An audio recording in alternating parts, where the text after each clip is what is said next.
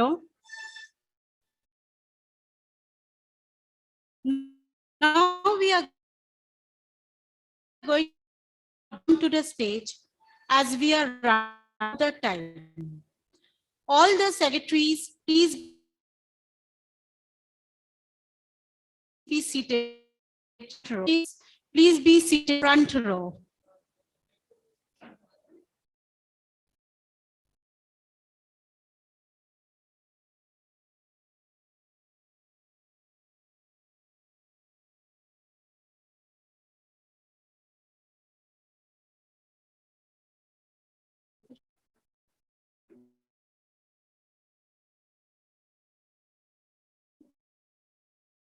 I will representative of Group 6.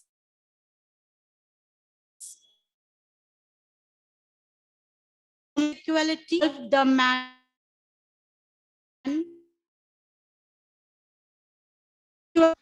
How to with them about these topics. Please come on to the stage. Onto the stage.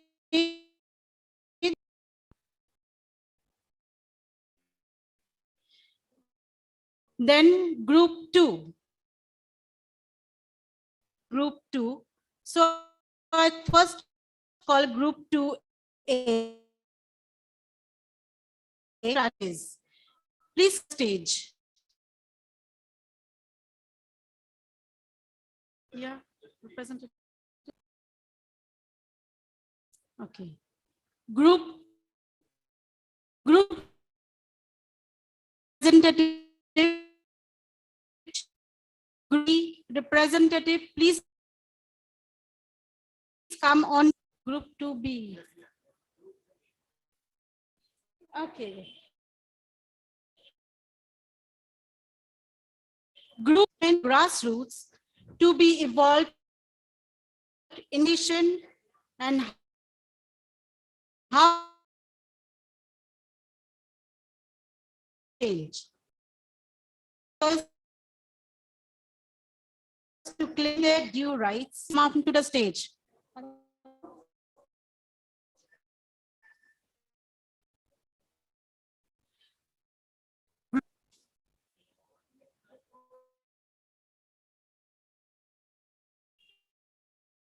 My organization from the gender lens. Role of governance and do you have a gender policy? Do we have a policy on prevention of sexual harassment? If yes, challenges in the implementation of these policies. Please come onto the stage, Secretary of Group 4. Please come onto the stage. All right, thank you. Group 1 is also not completed. Yes. Yeah, please start. Group 2A. Group 2A. Yes, sorry. Economic challenges of women and self-reliance strategies.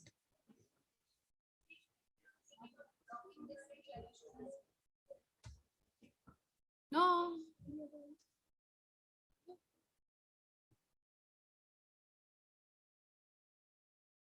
Yes. But yes. Actually. No problem. Yeah, 2A, then 2B. Okay. Group 2A, please represent. 2A. Group 2A.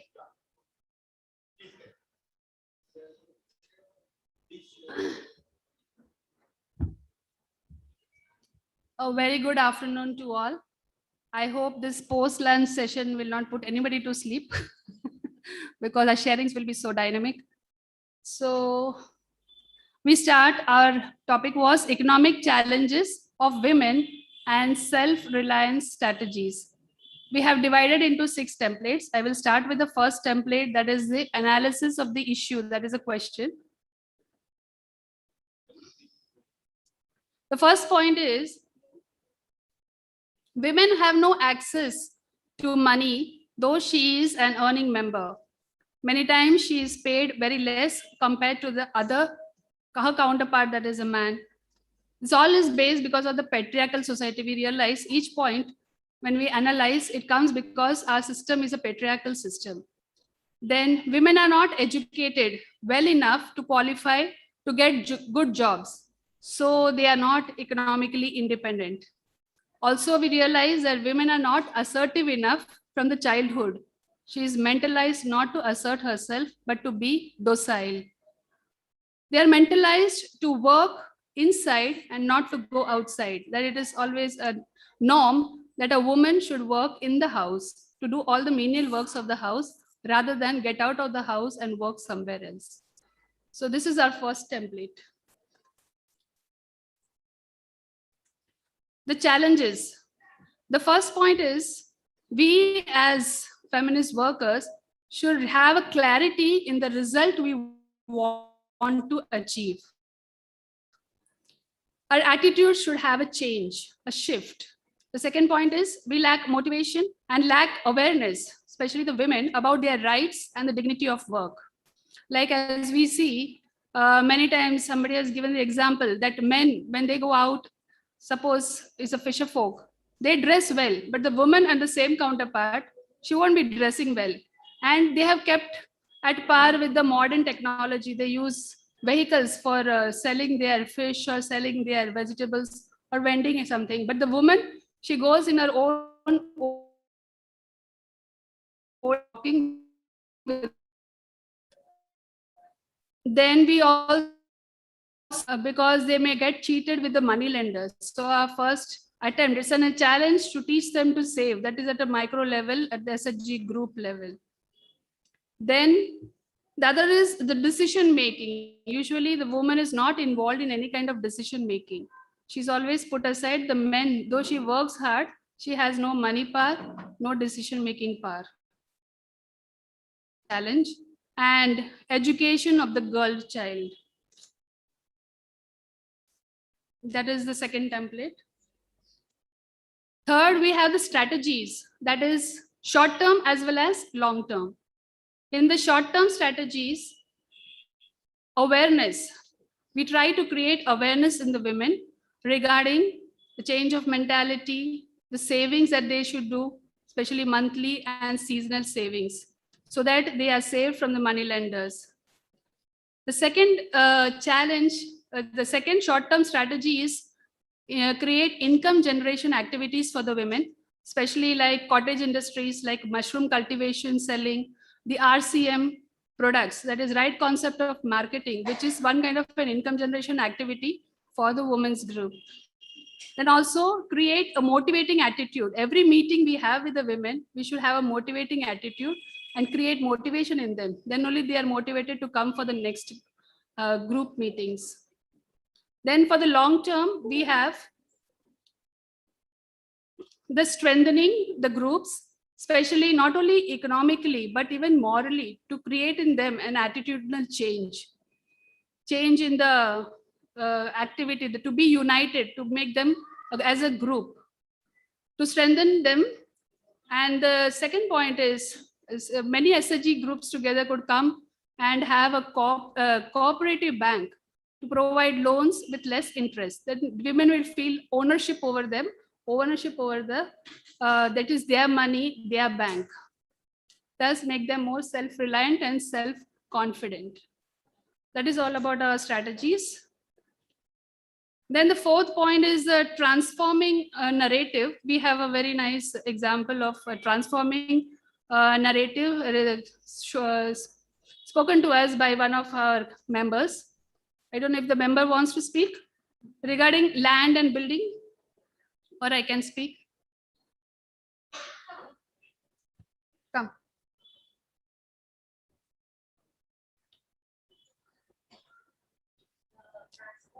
Mike.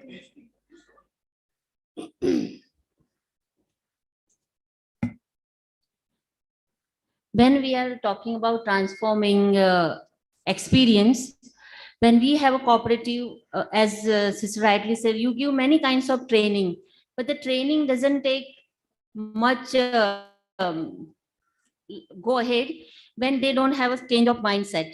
So when we have a cooperative, and then very specially, my theory is always to change women's mindset or anyone's, because as far as the mind is not changed, the we don't go further. And I always believe in the positive thinking, because we always say we don't have these, we don't have that. And then when our cooperative bought a land, and then of course I tell myself, for example, dream seller, I tell women to dream for themselves, how they want to see in 5 years time, in 1 year time, how they want to see their family, how she wants to see her husband, children. And the same way I have shown them that how you dream of your cooperative, how we want to see them. So they were in a convent campus, so always they wanted to be out, because there are different change of sisters, and always there is a change. So they said, if we are out, we would be doing by ourselves. So then they bought the land, but they did not have the building to, the infrastructure, or they didn't have money to build. So we had approached one of the NGOs, and they said they would give us the money for the construction. But after some time, they said, we have changed our strategies. We don't give for construction and all. So we said, okay. And meanwhile, we had some gathering, and we have a cooperative have every year the general body meeting with all the members. So then they said, they saw that what all women were doing through this cooperative. So they asked the women that you want something, you have some needs. So they said, yeah, we want to make a office. We want to construct our office outside of this campus and all. So they said, okay, you give us the estimate. And then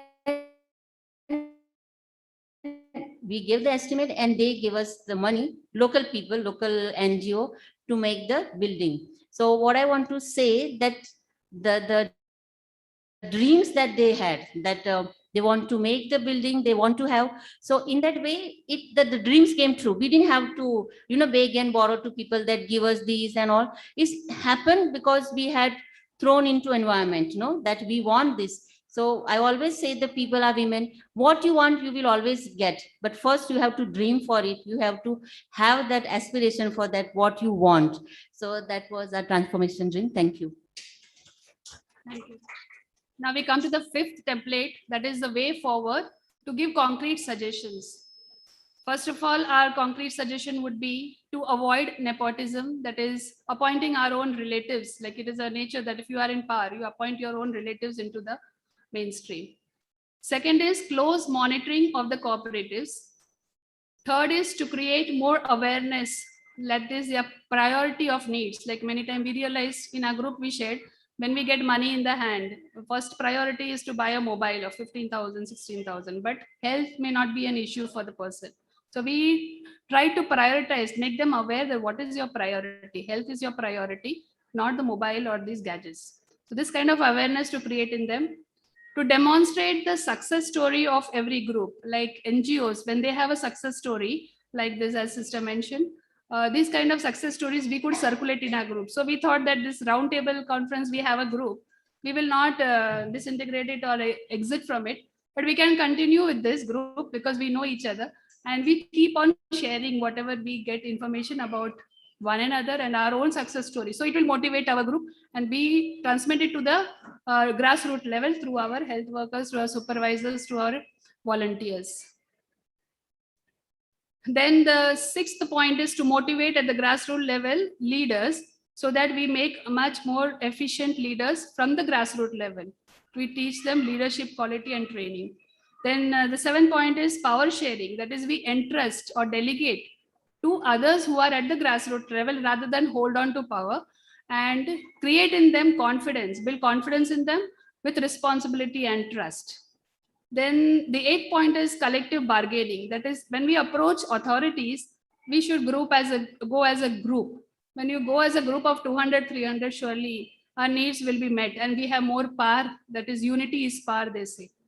So to create awareness in them, when women go, they go as a group to get something, to attain something from the governments. That is our fifth template. Now we come to the sixth template, that is the insights which we have.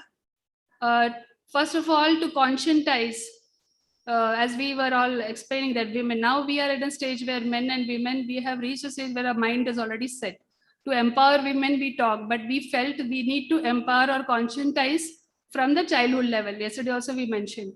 So to have a simultaneous parallel groups, if we can go to schools and empower in that way with children, girl child, to empower from the child. So we as a body now, we are representing whole of India.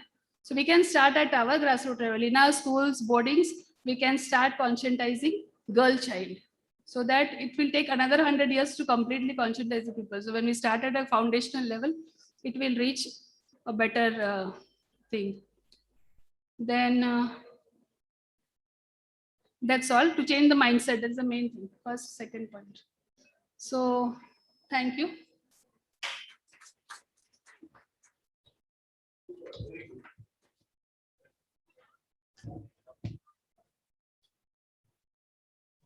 Thank you, ma'am.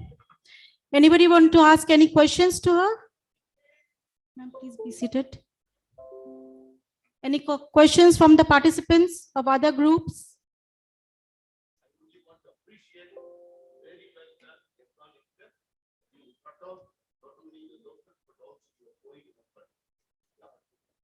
Thank you, Father. Thank you, sister. Thanks to all our group Thank you, members for Father. their sharing. Now I call group 2B, sorry, 2A. Please come onto the stage.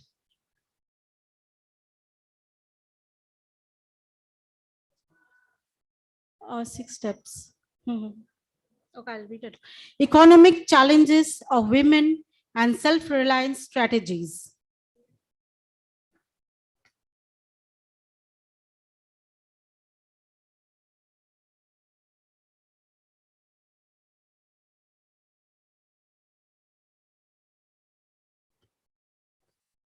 Good afternoon, everyone. And so our group consisted of Esther Beulah, Koel, Padma, Namrata, Prakash, and me. And so as our topic was economic challenges and self-reliance strategies. So for our first one was the analysis. So we spoke about how, like I was like, even when a girl child is like, she's very young, like even nutrition food, things like nutrition food are always preferred for the male child, and how that has like a direct impact on the economic challenge on economic challenges of women. So in order to function for their daily day-to-day lives, these things are really important. And also, like, this also has a direct effect on mental health and like, like physically functioning of women. Hence we felt like, this at times there is like, a lack in the system currently. And secondly was land and assets, access and control. So we've seen that like women generally do not have access to land and assets. Like it's always in their husband's name or like in the name of the man. And even like, they it is always the man who makes decision for them. They have no control over it, even if it's in their name. Hence this was another analysis. And the third point is the gender gap and like, different dimensions. Like, so there is a large gender gap, like, in the society and in the system right now. And as you can, like, even since the girl child is born, like there's always like a gap. And like, even growing up, there's always a gap. Like even it's so bad that they don't even, like, it's like women find it like hard to be like, to access public spheres. So, and that moves on to like in the labor market, there is like a gender gap. Like, for example, like even like if you want to start a bank account, like I was reading this report by the UN yesterday, and it said about 60% of women in India do not have a bank account. So, and that says a lot about gender gap. Like, basic facilities are not available, or there it's available but it's not accessible. And there's also forced migrations where for like better work opportunities or for better income, families move from different cities to like better one, also from the rural area to the urban area. And this again is decided by the man. This is again like like like the decision is taken over by the man, and everything is decided by the man. So this is, and especially during the COVID, the pandemic, during the first wave, we saw the impact of it, and how it had the impact on on children and women, especially the migrant women. So, and lastly, the credit and debt of women. So there is like, you can, especially post COVID, there has been like an increase in the debt of like women. So like all the microfinancial institutes which provide loan to like especially to the rural women, have like they've been forced to take more and more loans from different microfinancial institutes in order to support like their daily expenses, and also their daily day-to-day lives, and also their small businesses, or like like work. So and these, as you know, these microfinancial institutes have like very high interest rates. Therefore like women are finding it really hard to like repay these loans, and with these absurd amount of interest rates. So that was our analysis. And moving on to the next point, the challenges. So we have first point is the budget allocation on economical empowerment of women at state and national level. So as you can see, like there has the budget allocated for the different government schemes and to the women, like in India, it is really low. Like, and there should be a more standardized, there should be a more easily accessible financial and credit systems to, in order to like improve the economical conditions, economic challenges of women. And secondly, the support structures. The support structures, like from the get-go, from like parents to like brothers to your immediate family member, to like coming to the say for example police, in case there has been a case of violence, like domestic violence at home, women are like it's, even the police station is not a safe space for women to go to, because they are always targeted there. They have always been blamed for, they have been falsely accused by the policemen as well. So I feel there is no proper support. We feel that there is no support structures for women. And again, the social stigma around like so many issues like menstruation, and so many social stigmas, like where there is no proper education which is like provided. For example, we had Padma say that like in, especially like in the locality, because girl child is considered as a liability, they are not being provided with higher education, because it's like it's understood that like they anyway have to get married and leave the house. So they instead like like to they instead like make them work in order like and in like in order to save the money for education. And lastly, the patriarchal system is just too it's just too engraved right now, and it has been from a very long time. And I think that's a very, very big challenge in order to change the mindset of people. And moving on to strategies. So we have the first one, non-conventional work for women for better income generation.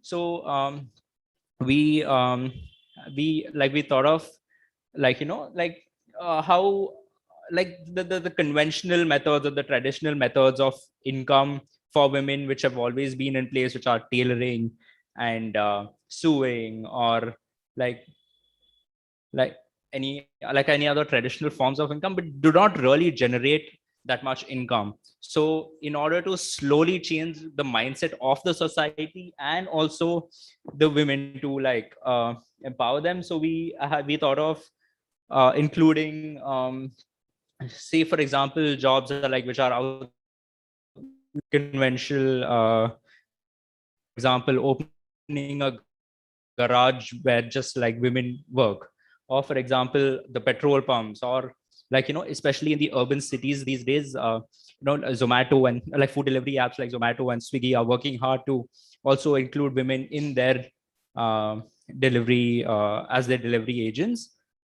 The second one is women accessing common property resources to generate income. This is actually a great point which was said by Padma. So what Udayani is doing is um, that they are aqua farming in a natural pond, so which is free in like resource, but and they with the help of the group of women through the SHG scheme, so they are like aqua farming, and that they store the yield from the pond and sell it at a higher price, and when the price is at a high rate like in the market, that's when they sell it, so in order to earn profit, and which is like sustainable, right? And focus on holding assets and movable and non-movable. So if we promote like to use to for women to hold more assets in under their names and try and sort of get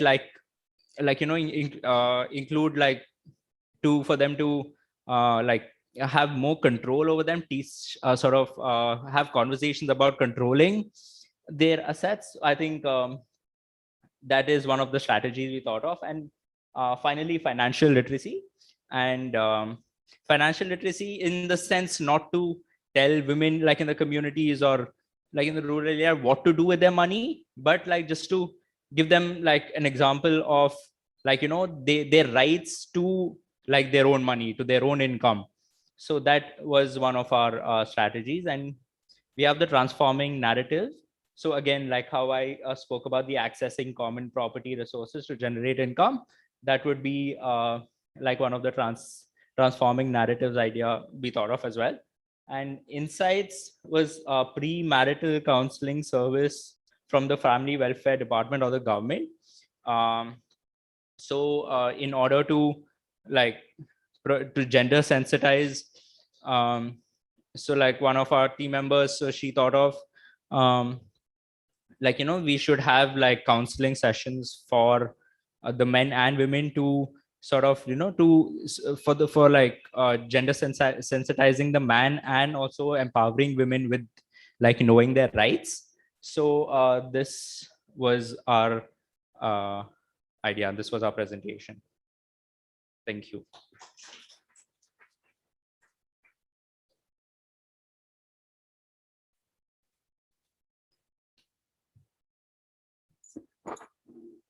Thank you, Sahil. Is there anybody wants to ask the question to him? Any questions from the participants?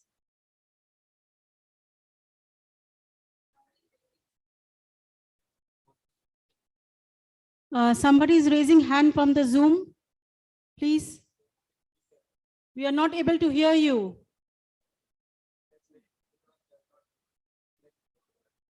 Okay, continue.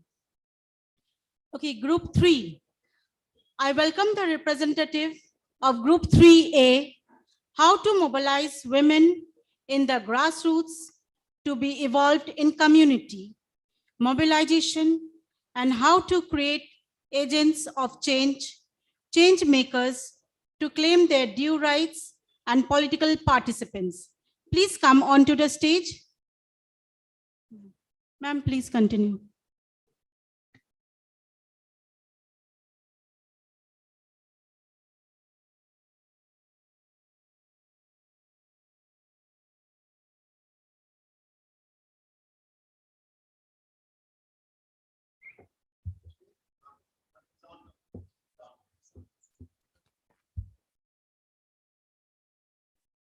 So you can see here, our group members are Melissa, Sister Rosalie, Dulari, Samerikuti, Charmaben, and Father Anthony. Okay, our question is how to mobilize women in the grassroots to be involved in community mobilization and how to create agents of change makers to claim their due rights and political participation. So our analysis is of the topic is we analyze this issue as how to mobilize women and make them agents of change. Our approach is right-based and not need or welfare-based. Recognizing that the women have the potentials to break through the created change of unjust systems. There's a lot of problems came which changed the women.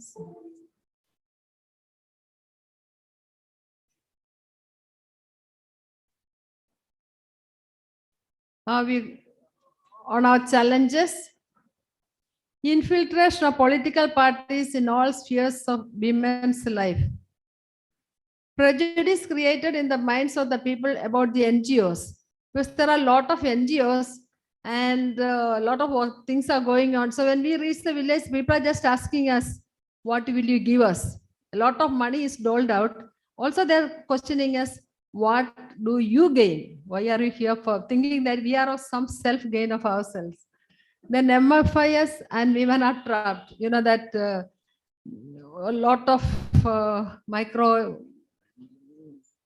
funds are there and really women are trapped. And they think that if they join us and they start their saving, that we also will be another people who take away their money and go. With the optimism and hope that people will stay and stand by me. And this is your, what is your experience as a change maker? So like, we will not give up. This is our experience. So this is what we have to say. Then strategies, short-term strategies involving the stakeholders and their family members, counterpartners, communities in the different groups of transformation and program or process. In this, we had two different experience which we put together. One experience is like, for example, our organization, we usually have 3 days training. So the first 2 days we keep for women alone. On the third day, we invite their husbands or fathers. And the first session itself, we make the women to present to the whole group, a few selected women to present to the group what they did the last 2 years. A kind of recap, but we are with the intention that men know what women were doing. And like that, we are getting the collaboration. And the another sharing game in our group was like children's group, women's group, adolescents group, men's group. Then we talk the same material in all the groups, a kind of net, a kind of umbrella which comes up. So we just put together that. And in the long term, local leaders to be formed in such a way that they can lead their movements independently. Like we NGOs, especially we are from other states, you know, we cannot move, we cannot stay on long time. So meanwhile, select the leaders, select those who have leadership qualities whom you find, and really train them, and then the movements can go on. A transforming narrative. We had 3 narratives came up in our group. 2 were individual transformation. 2 women, how they transform individually. And the third narration was of a community transformation. So after listening to the all 3, the group decided we'll go into the community transformation. So that's a story written there. Sri Lanka repartees who were bonded laborers in Kodaikanal Hills were freed from the clutches of malnutrition. Multinational company contractors in 1986 with the collaboration of National Bonded Labor Liberation Andolan headed by Swami Agnivesh. The Supreme Court ordered the Tamil Nadu government to give 2 acres of land, milk animals and money to till the land. They were settled in the midst of very old villages and they named their village as Liberation Nagar.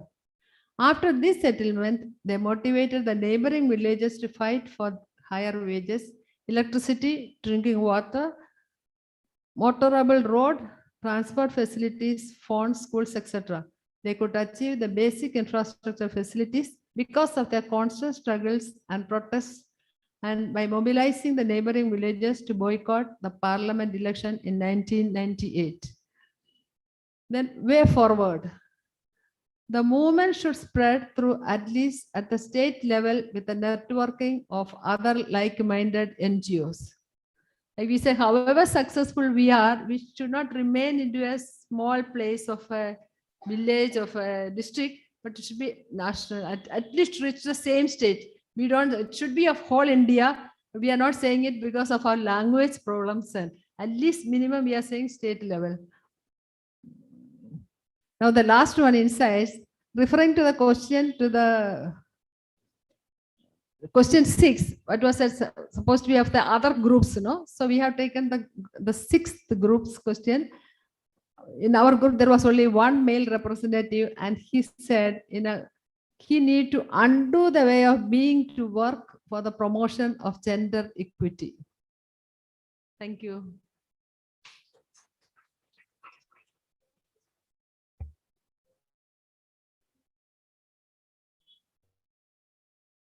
Sister. Now I welcome the representative of group movement to be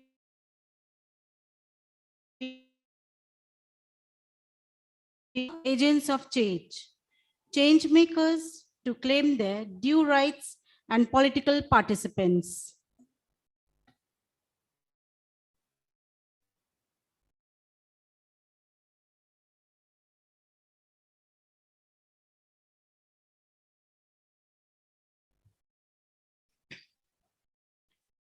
Good afternoon.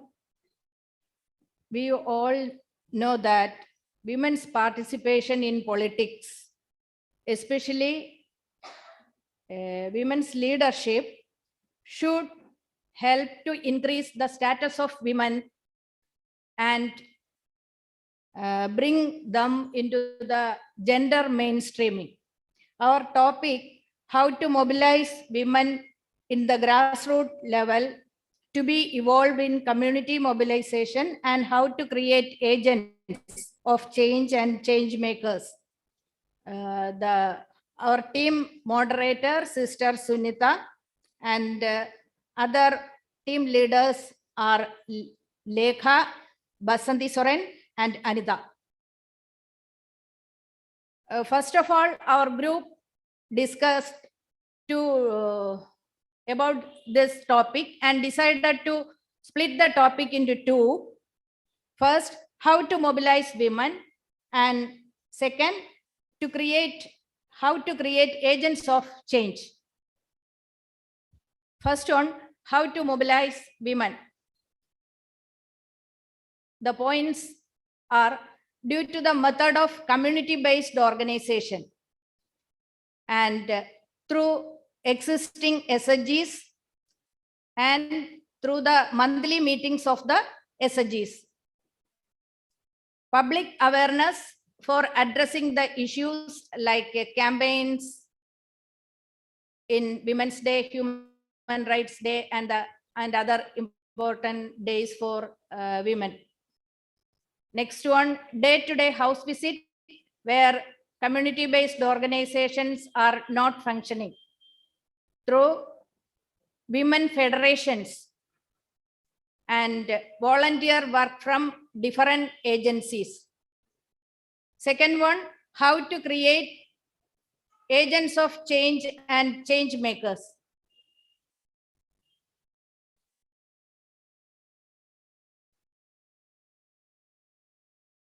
This can be achieved through awareness on addressing issues, capacity building of resource teams in the village, like training of trainers on different aspects associated with women, like women's cell, legal and customary laws, soft skills training, etc. Regular and continuous follow-up meetings with the existing groups, spread of optimistic way of constructive socialization. It means molding our children inside the houses to mold them as gender perspectives. Networking and advocacy with local leaders and formation of vigilance committee in area wise.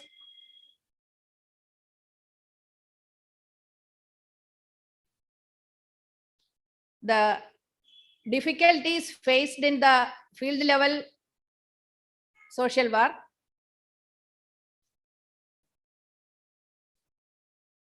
Political parties always pressurize the community in such issues that it should not reveal to the outsiders.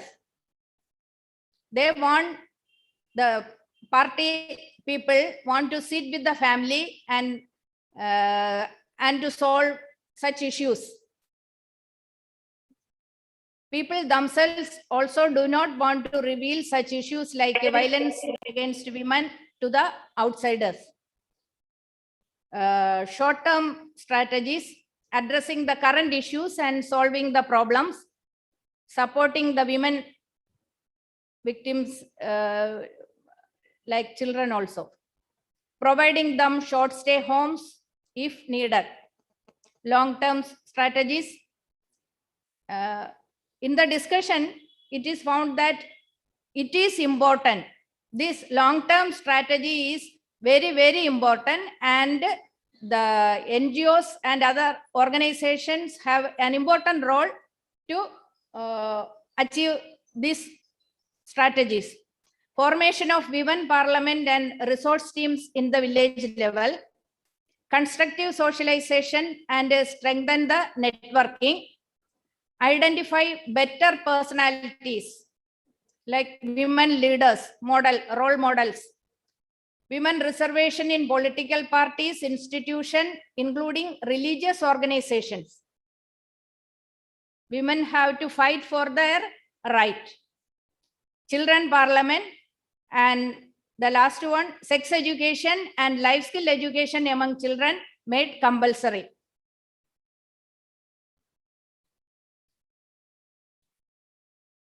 In our group,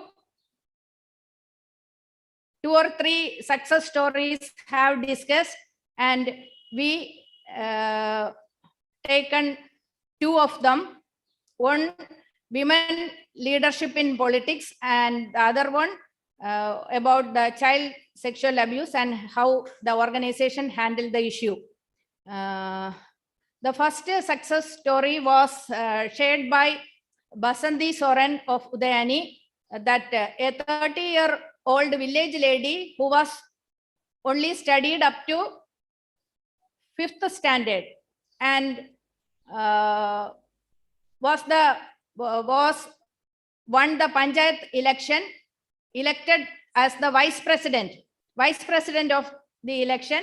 Her daughter-in-law, who was studied up to 5th standard, and this the Udayani's SSG member, that lady, was illiterate, and she supported her daughter-in-law to stand for the election, and the community as a whole supported financially and morally to the candidate, and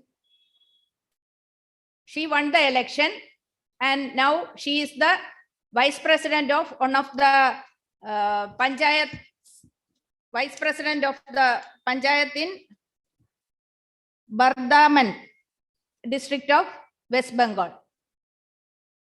Now the daughter-in-law attending the follow-up trainings, and she acquired many soft skills from the training, and she is a good listener to the issues of women in that area and a change maker in the village. Story number 2, legal steps taken on child sexual abuse by the agency Vimojana, Bangalore. A 6-year-old girl was sexually abused by 17-year-old boy for 1 year. She didn't express the happening with her family. Later, her mother noticed the girl's fear and she urged the girl about the fear and found that whatever was happening to her. Then the case was referred to the police by the agency Vimojana. With the help of community help, Vimojana filed a complaint to the police. Legal steps were taken in spite of the opposite political leaders' pressure. The boy was arrested and was in the juvenile rehabilitation home now.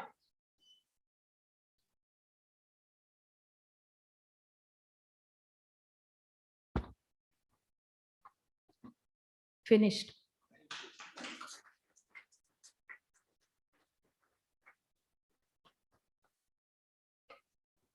Thank you, ma'am. Thank you very much.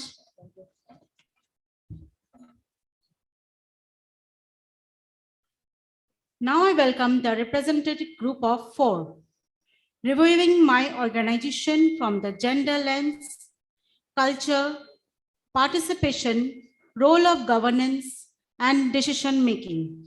Do you have a gender policy? Do we have a policy on prevention of sexual harassment? If yes, challenges in the implementation of these policies. Please, ma'am. Thank you. Can we, yeah. Okay, so first of all, good afternoon to everybody. And like other groups, we also had a very interactive and very interesting discussion in our group.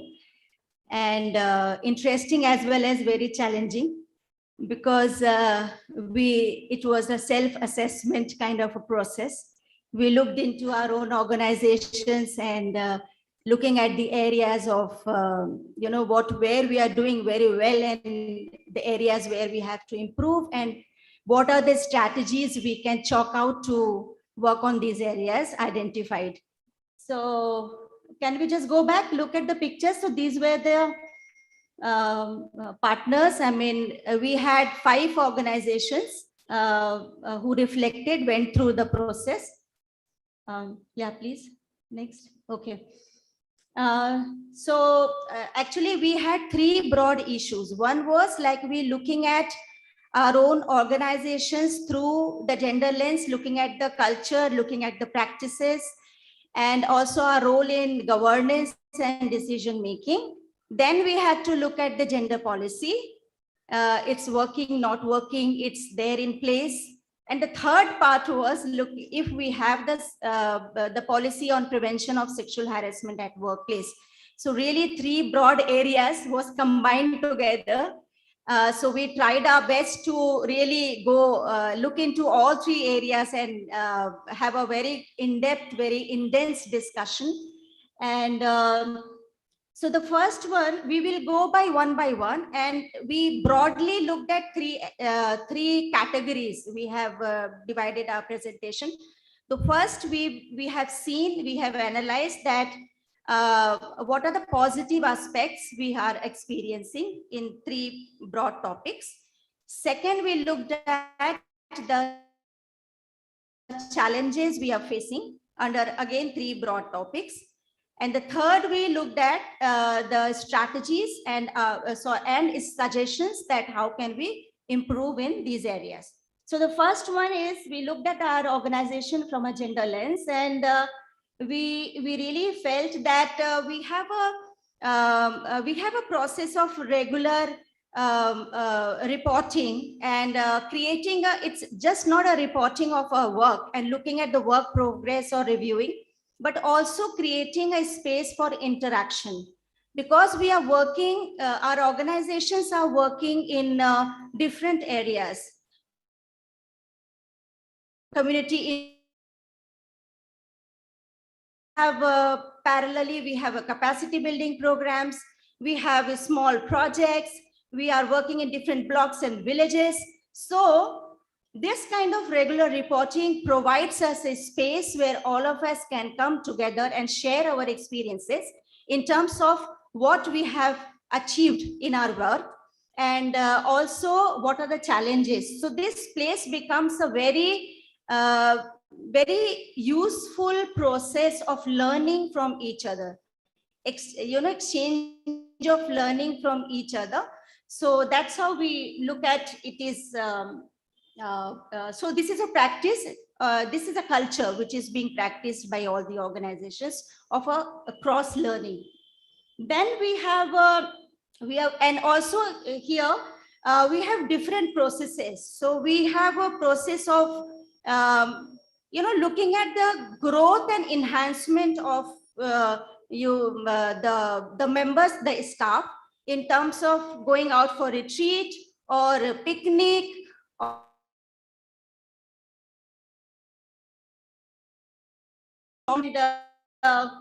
especially during the COVID time. The organization really made effort, very conscious effort to give the importance of self-care of the the members and the staff, because COVID pandemic, the kind of work we are involved in, it was very overwhelming. A is like we have to cater to the community and the people we are working with, and B is taking care of your own health and your own mental and emotional care. So there was a very conscious effort made by organizations to make sure that the staff and the people across the board, I mean, it was across gender, across the hierarchies and positions in the organization, and provided this kind of support too, so that they can also be they can be intact and be very productive, the work they are doing.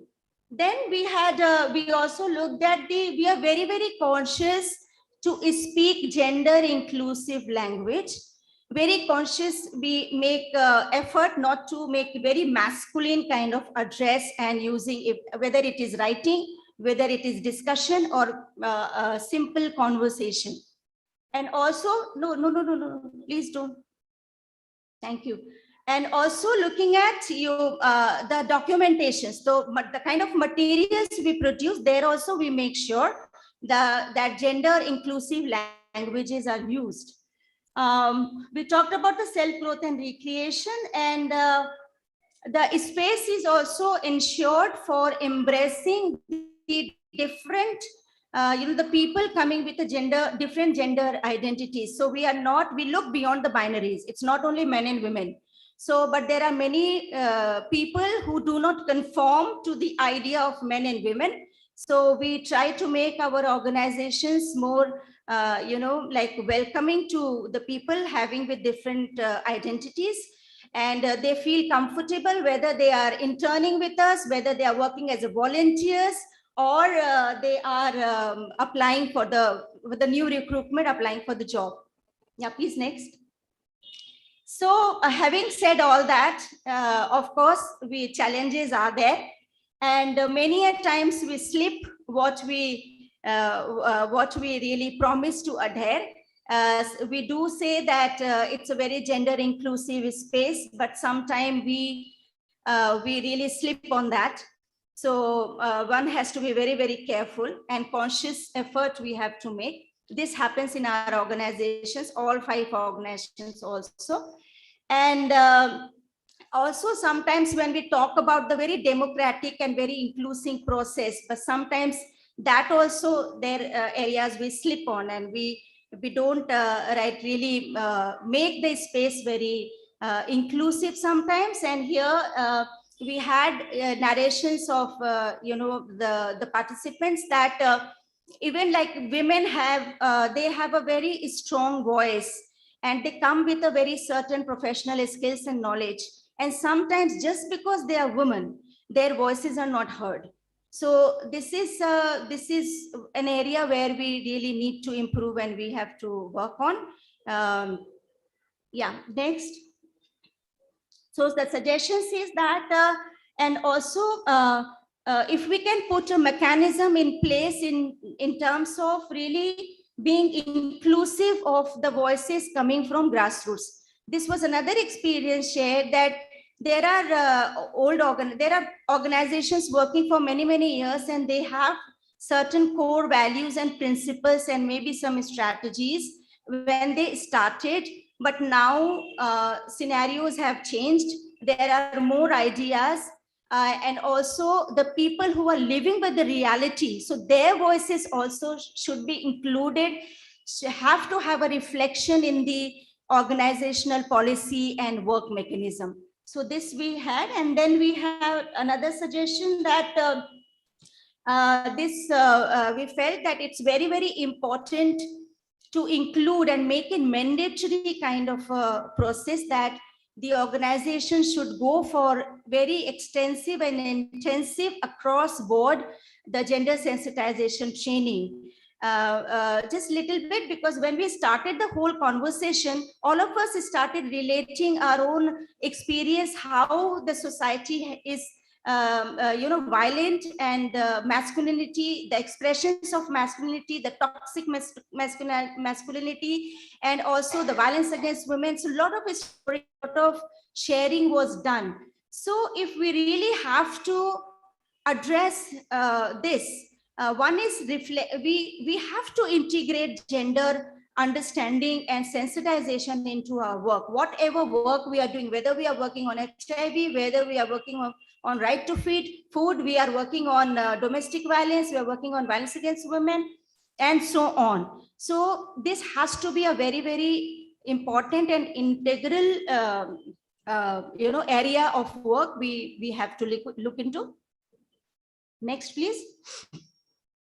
Okay, this we found that it was in relation to the first discussion, because maybe there are organizations, maybe there's no tangible, there is no gender policy written in a paper, but the kind of work we are doing, it is reflected that conscious efforts are being made to include the gender work and gender sensitivity in the organization.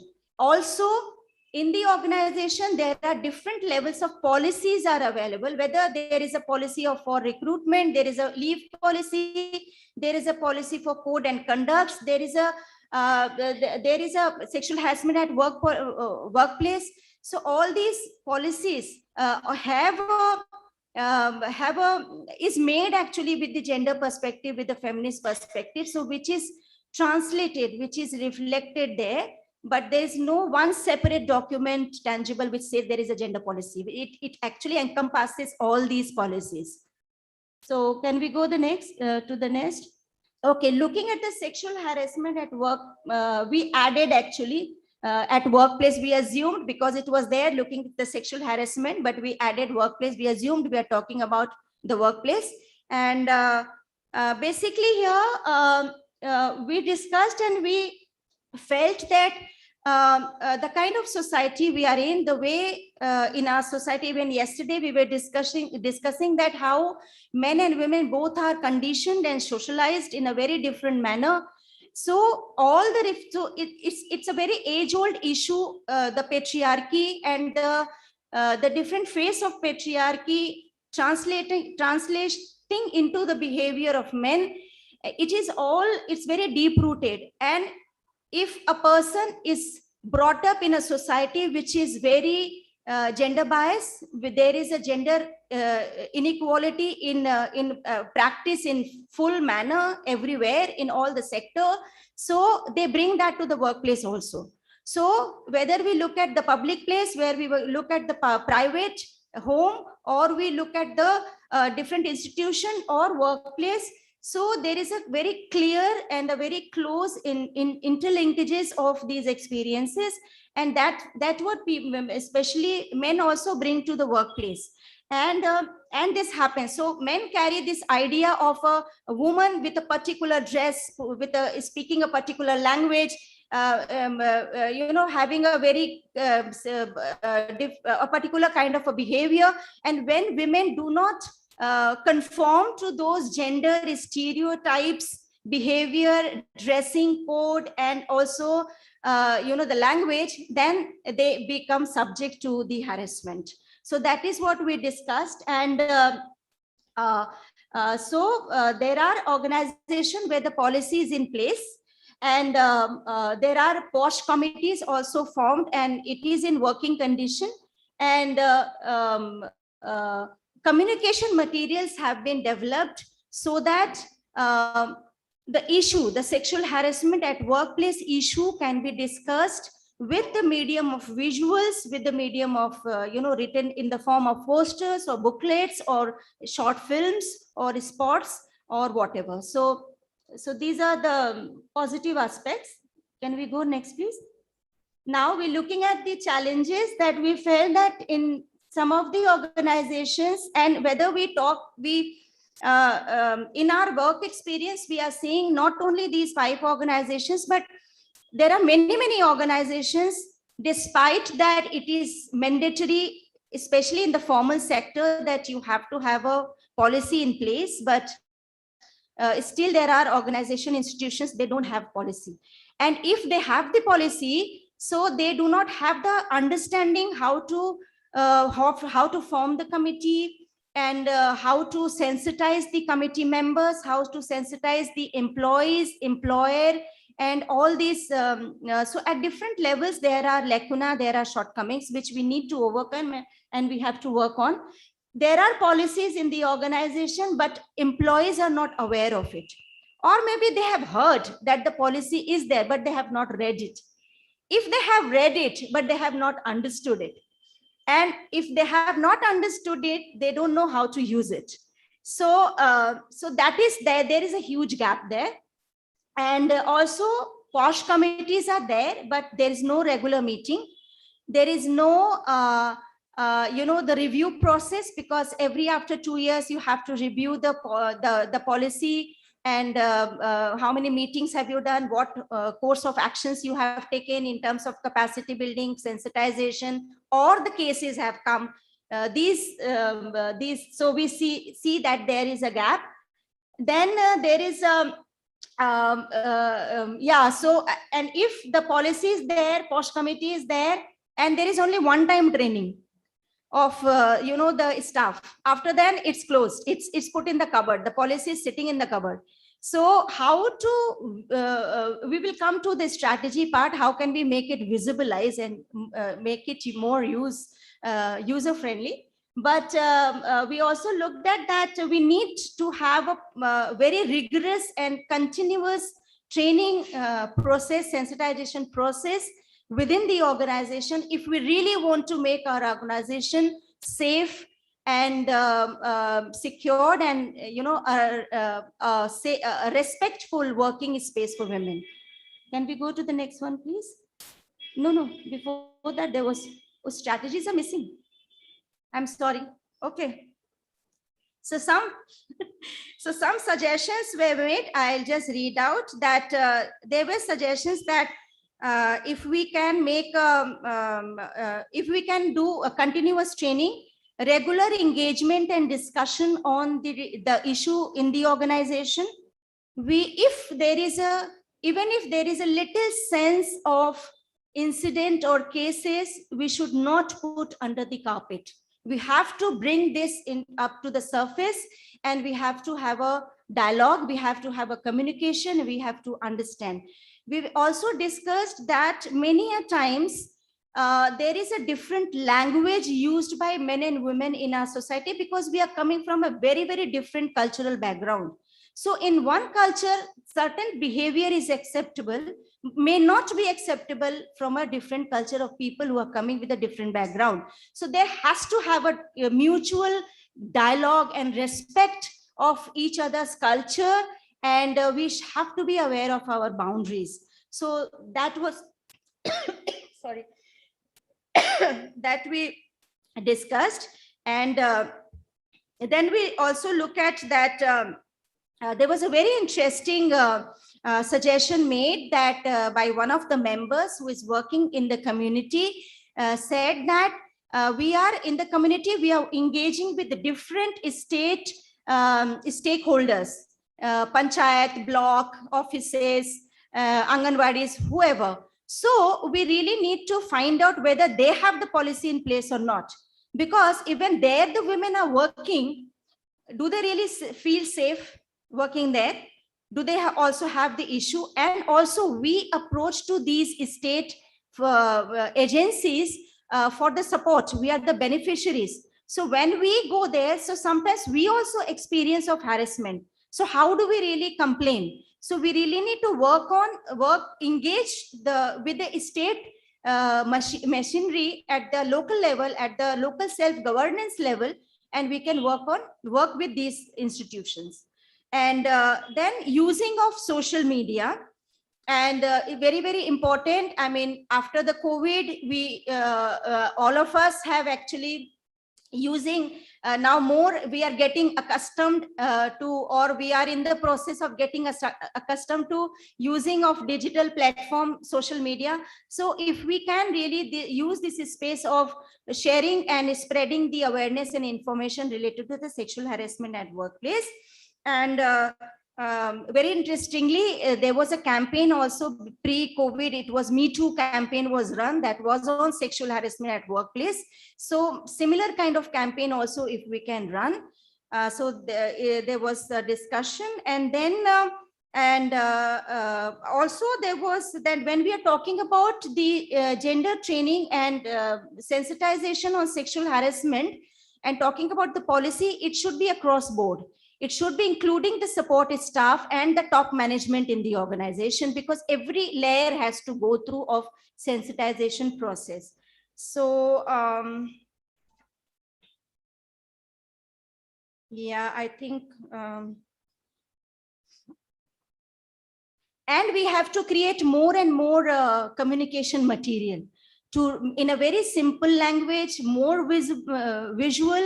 And even if we have the policy, so if we can have a poster which actually talks about what the in a very simple way, what is the sexual harassment. I mean, what do we call sexual harassment in a very simple language, and what the act says, and also about the community, and so that it's easy for people to approach, and to for if they experience any kind of harassment, so they can go and complain. So this is all, I think. So thank you very much, our team, and all of you. And also, sorry, and we have would like to invite and request our two members, Sujata Didi and Sister Sharin, if you can come and share the stories of transformation. Thank you.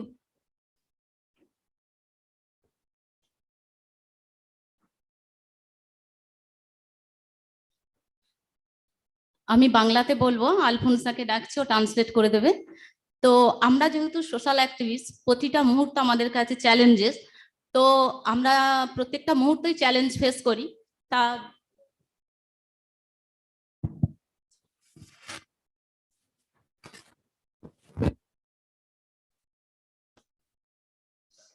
তো সেই প্রত্যেকটা মুহূর্তে আমরা challenge face করি।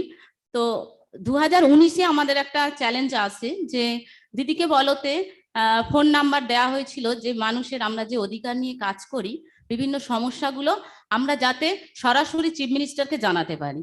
তো আমরা ওখানে যখন ফোন করেছিলাম, তারপরেই আমাদের যে চ্যালেঞ্জ ফেস করতে হয়েছিল, সেটা অভিজ্ঞতাটা আপনাদের কাছে আমি শেয়ার করছি।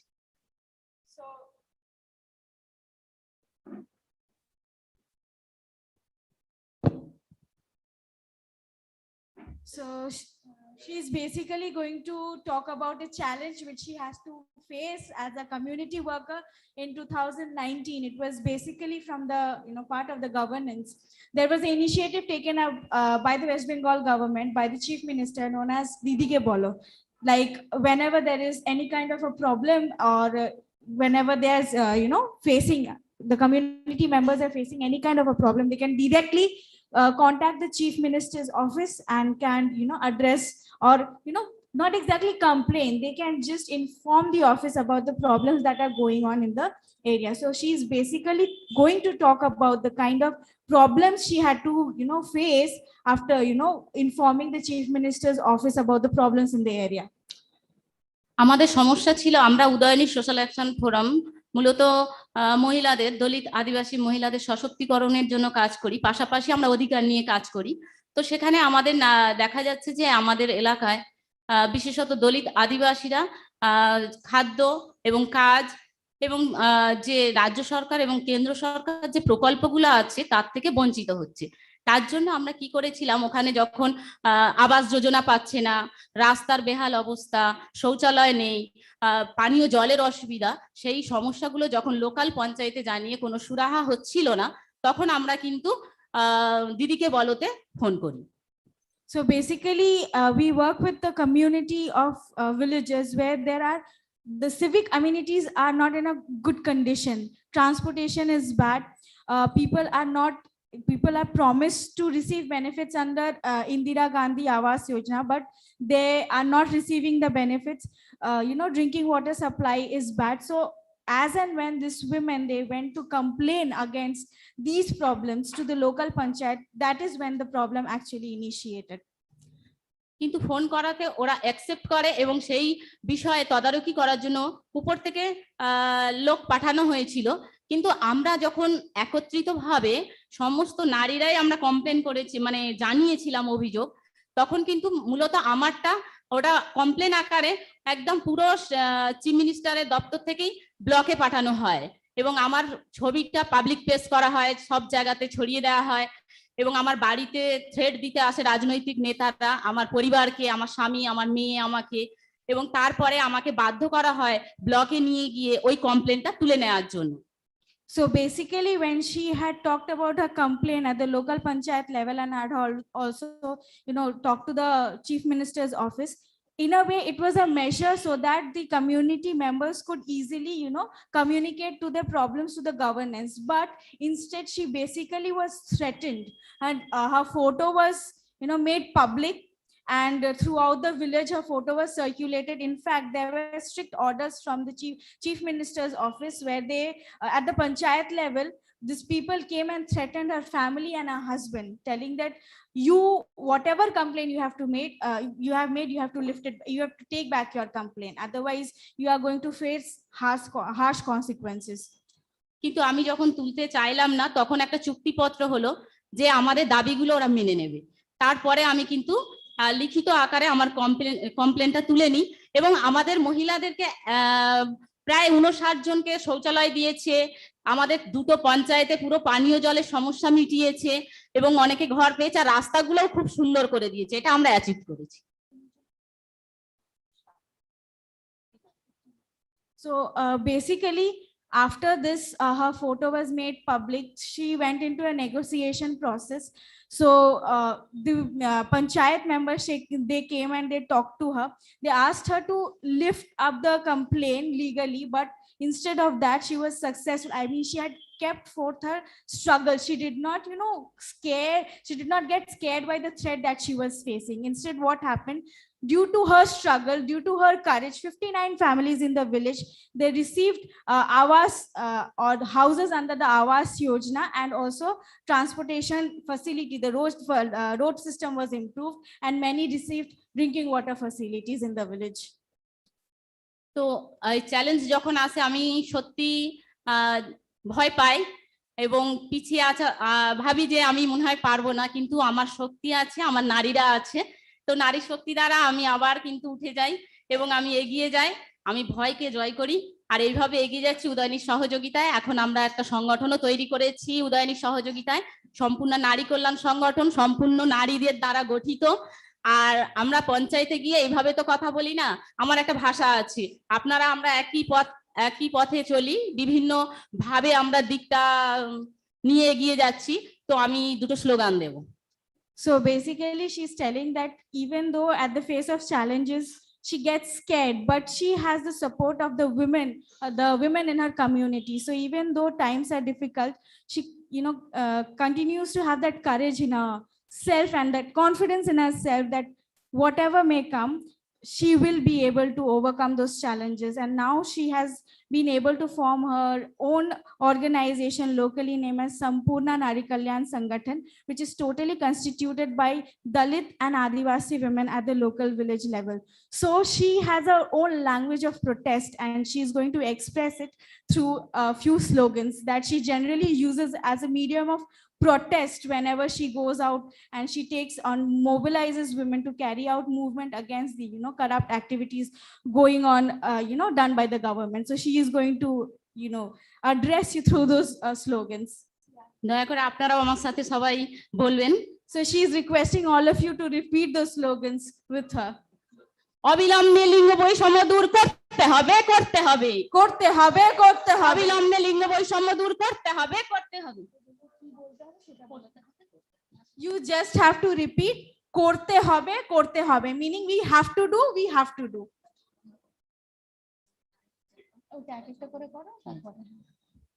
অবিলম্বে লিঙ্গ বৈষম্য দূর করতে হবে, করতে হবে, করতে হবে, করতে হবে।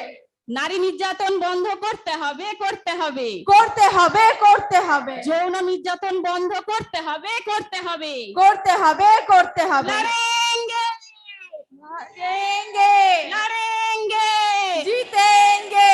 Thank you. Thank you.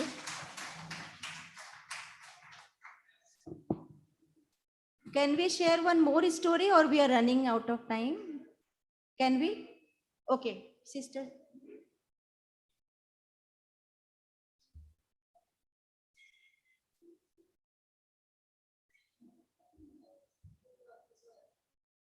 Good afternoon. This is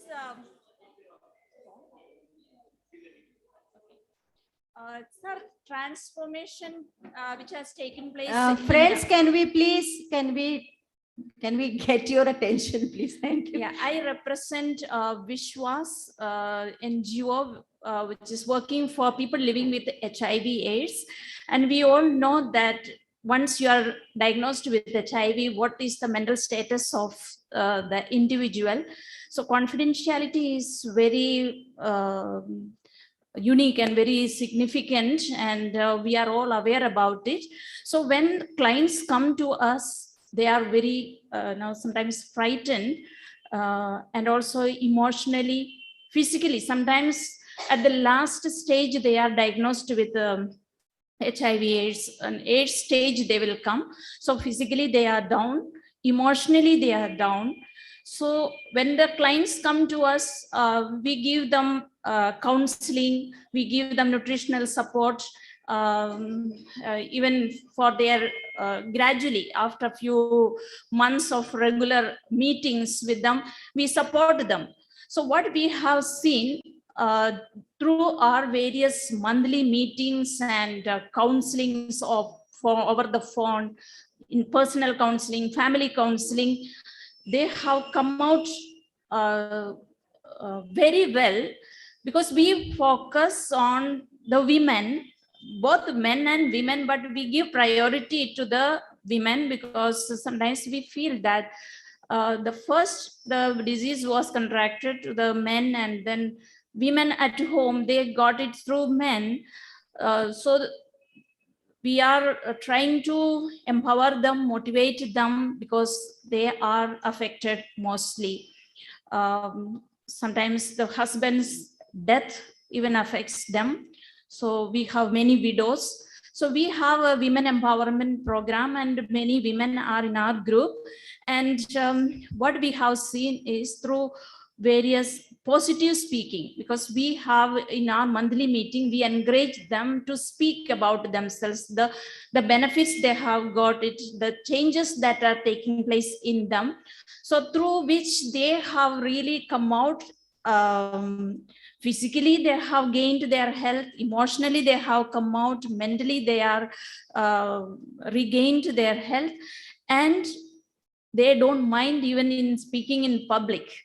So during the World AIDS Day programs, when the media comes to interview, they ask us permission, can we meet some of these clients, because usually we don't expose the people, or after any of our meetings we don't put any photos or anything because of the confidentiality.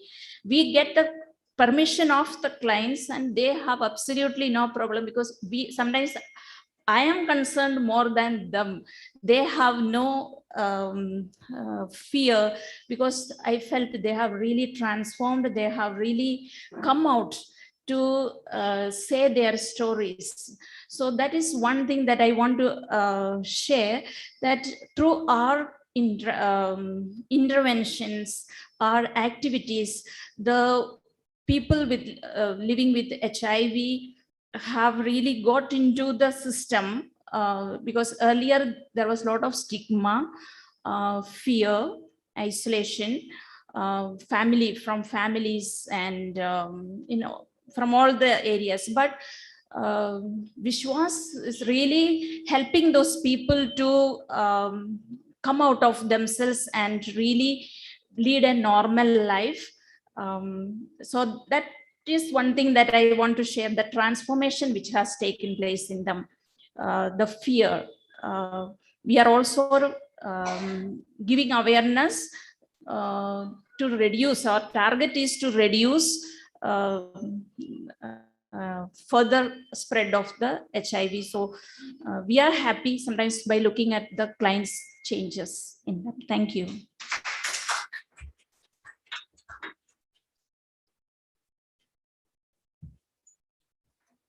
Thank you, ma'am, for giving us so many ideas for rethink, and hopefully we can all start to implement it again. Thank you, Sujata Di, and thank you, Sister Sharing, for sharing their challenges with us. Thank you so much.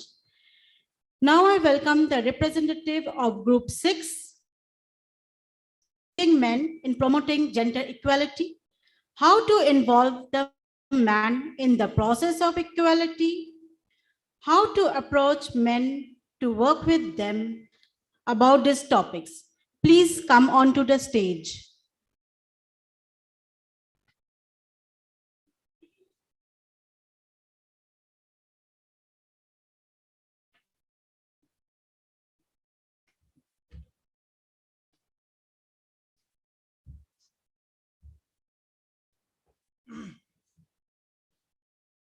So good afternoon to all. So we are the last group, I think.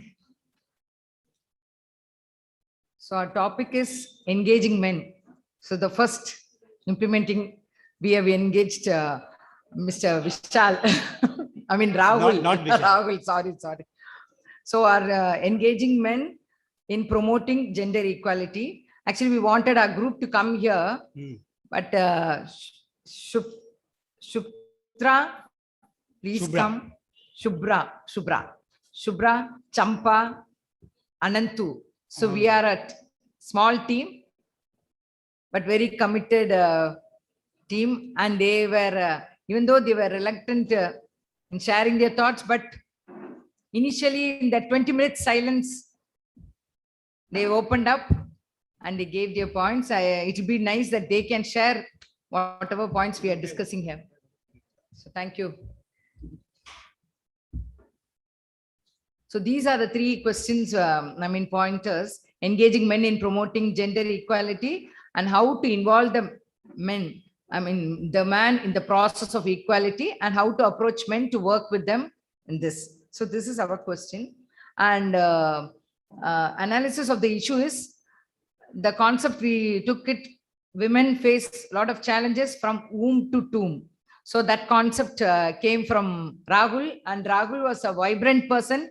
We have first person in our discussion who's really a proactive person in bringing gender equality, and he really we can say the group had really a lot of energy because of Rahul's support. He is representing Swayam.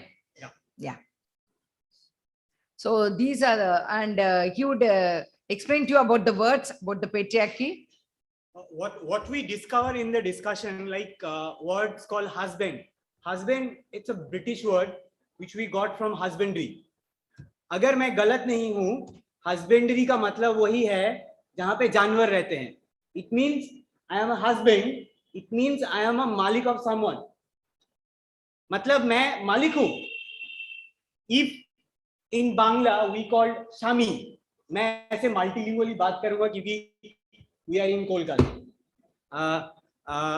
If we called Shami, like Didi has Shami, Didi has Shami. So Shami means Malik. I own you. Like in Bangla, there is a word called Poti. Ami lakh takar Malik. Ami lakh Poti. मैं लाख रुपए का मालिक हूँ.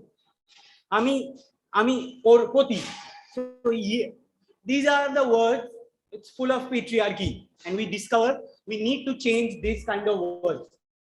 And if patriarchy here, it means we have patriarchy in the market. It means inequality is everywhere. Yeah. So that is the way he is told about patriarchy. And then how men are treated as God. So that is the way still it's happening. Somewhere that has to be broken. That was brought by him only to the group.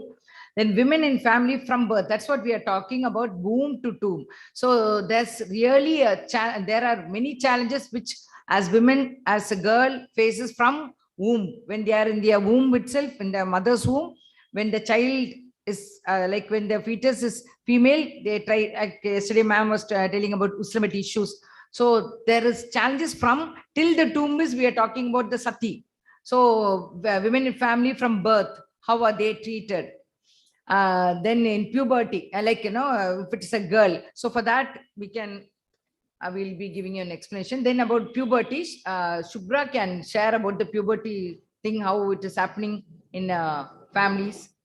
And before puberty, sorry, Didi, before puberty, if me being a man, if me being a father, I need a male child, I need a boy child. If my wife have a girl child in her fetus, I will not accept that. मुझे ये नहीं चाहिए, मार दो. मतलब पैदा होने से पहले ही हम लोगों ने ऑलरेडी यहाँ पे जेंडर वाला जो चाबुक मेरे हाथ में है, पेट्रियार्की ने जो मुझे दे दिया है, I start applying. Didi.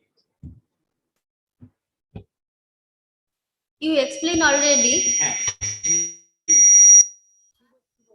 I have no explanation because I want to say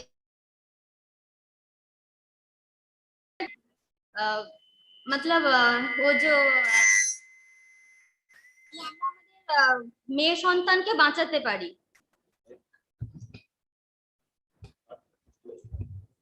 I am talking this point. If we are respect in our girl child, then we will be reduced to our female fetus. We will not kill our female fetus. That's why I want to say. So, and she was also mentioning about puberty, how women say the house and they are treated as unclean, few other things they came out. More of eve teasing. How eve teasing happens, only a boy or a man teases a woman, but it doesn't happen the other way. So how we have to be sensitive towards that. Then about the marriage, we all know how a girl brings in dowry and few other things. Then women at workplace, I think at workplace ma'am had touched most of this workplace harassment. So this is our analysis of the issue. And what are the challenges in addressing the issues about the patriarchy, what he was talking about, and the stereotype mentality need to be changed. So in that aspect, you can bring in how they sit.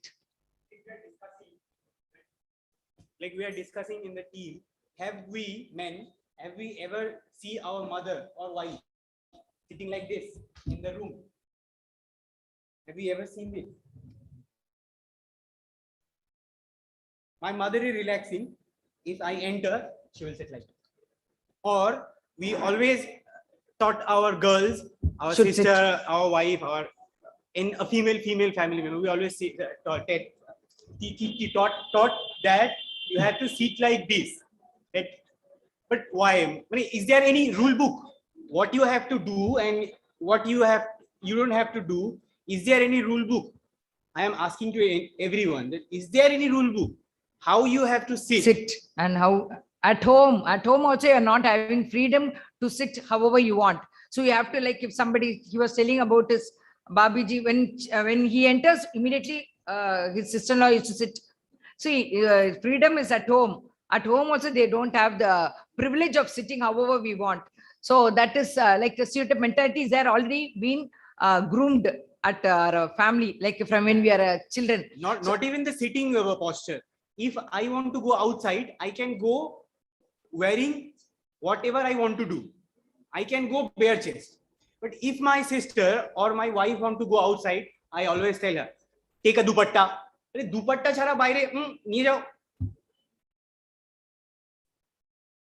So these are the challenges, and creating a safe space is like about the eve teasing thing. So like if somebody, like you was telling, like we all discussed that men young boys have to come together and speak about how it hurts girls or women when they go through this eve teasing. So for that, they have to form a group among men, among boys, and then they have to sensitize so that in future that doesn't happen. So these are the challenges and the strategies. Scroll, no? Women needs liberation. So liberation at home. So we were talking about the way we sit at home, the way we dress at home. So many things are there. So the liberation has to happen at home. Then importance of girl child, and they are considered as burden, that has to be eradicated. Like he said about the Hindi word you said. Talk about that, Sona. Yeah, but ma'am, there's a dialogue called "Sona to sona hota hai, ladka laaye ya ladki." So, but there is another thought. We are the damaged golden ring, but still we are golden ring. So we are talking that. So men are treated as gold, but whereas if I want to feel proud from my child, so वो लड़का हो या लड़की, कोई भी मुझे proud feel करा सकता है. Okay. So men should be educated about women reproductive system, because they feel that during those days they are treated as unclean, like they are isolated. So men have to be, told that it is a biological process which they go through, and they have to be educated, because in our family, in the Indian culture, we don't even talk about puberty. That type of education should start at home, and they should not be treated as unclean. Okay, and be a supporter of breaking the myth. You want to speak? Okay. So long term. So these are the short term things. The long term is women should be treated as a commodity, not to be treated as a commodity, but as a human being. See, actually, we know when a woman means like they are treated like yesterday also we had in discussion how they have to please men, and how they have to bring in dowry, so many other things. So this we have to work on, at least eradicating so many other things, and non-judgmental attitude towards men and women. You have anything to say? Non-judgmental attitude. Clear. Okay. Then if a woman can control, why not men? That you have to speak. The example is nature call. If a woman can control for a whole day, why we men cannot? Like if I feel garmi ka English kya hai? If I feel sweat, I can remove my shirt. But my sister, my wife, my mom, no. Then if a woman can control, we always say, man, we are the toughest creature in the world. Really? No. So they cannot control. So why see, this is from him. That's what he's saying, that men have to learn to control instead of. Yes, ma'am. Actually, we are talking about pee. Men have pee in everywhere. So nature's call, he was telling we are like actually spoiling the the hygiene part of it. So we have to at least do something so that men have to have this. So instead of bringing changes among women, he's saying men have to also have some bring in some change in their control of like unnecessarily not using public places. No, so that is what you. Then there is a rule. There is no rule book like how we. But still there are certain ways how we behave women that has to be changed. Next. So, and this is about White Ribbon campaign, which was done by IVID. So where men take the initiative in saying no to violence, And then Swayam had done a program on Run for Equality. And and then again with the IVD, men of quality stands for equality. So we have to promote that. So when we say men of quality, so we are also giving them a tag saying that quality men, they treat women in equal. So these type of things can be taken into consideration. Okay. Then change stories. দিদি তোমাদের বদলের গল্পগুলো বলছিল, একটা তুমি একটা তুমি। You wanted to say change story গুলো তোমরা নিজেদের গল্পগুলো বলতে পারো, বাংলায় বলো না। you can say. বাংলায় বলো, সব বলো। আমি একটা শেয়ার করেছিলাম যে যখন মেয়েদের পিরিয়ডস হয়, এবং আমি এটা আমার ফ্যামিলি থেকে ফেস করেছি, যে ওই সময়টা he will be tensed. Whatever she said. What I am saying, he will be tensed. Ma'am don't understand Bengali, na, that's why. Oh, she's talking back. তো আমি দেখেছি যে মা তখন আমাদেরকে টোটালি টিল নাও, আমি আমার দেশের বাড়িতে গেলে টোটালি সেপারেটেড করে দেয়।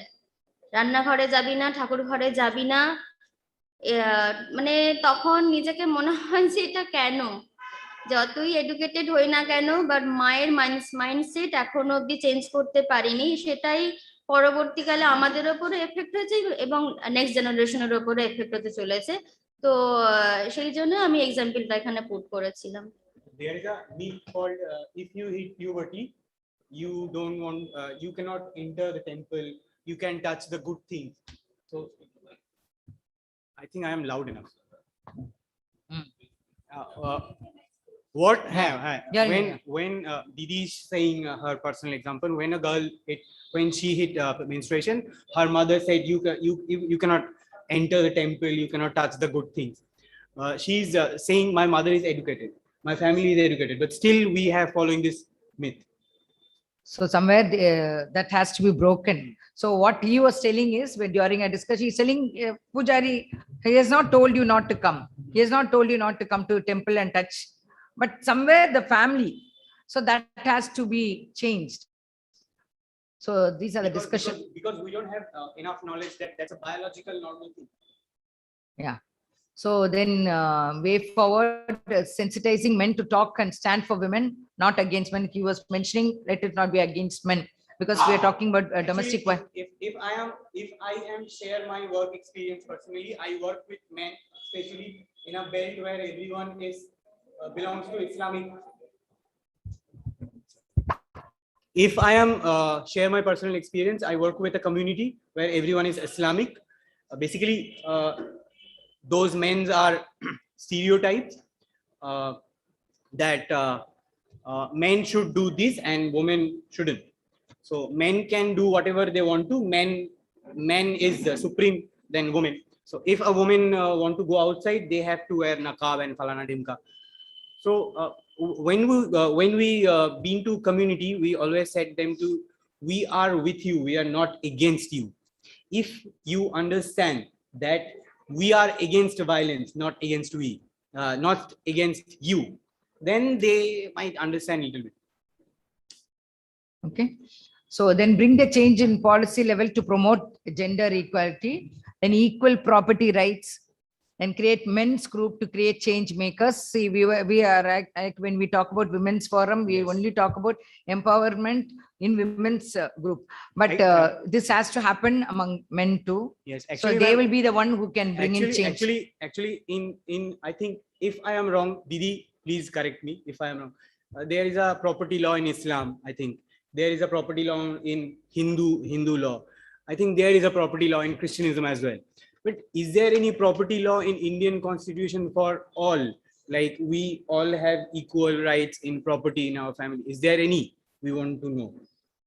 So we need a policy like this. So Didi, we are discussion कि there is a place जहाँ पे सबका equal rights होगा property में भी. So the trap. And last one is if we want to change society, if we reduce the violence rate, Yeah, we want to change men first. How we work, we will create men's group. They will understand. They will be the change maker. Then what we input them, I think they will work with the same ideology. And the last insight is in Swayam we have in our team create a rap in break patriarchy. So we want to close our discussion with the rap. তোমরা কিছু বলতে বলতে গেলে বলো মাঝখানটা। হ্যাঁ হ্যাঁ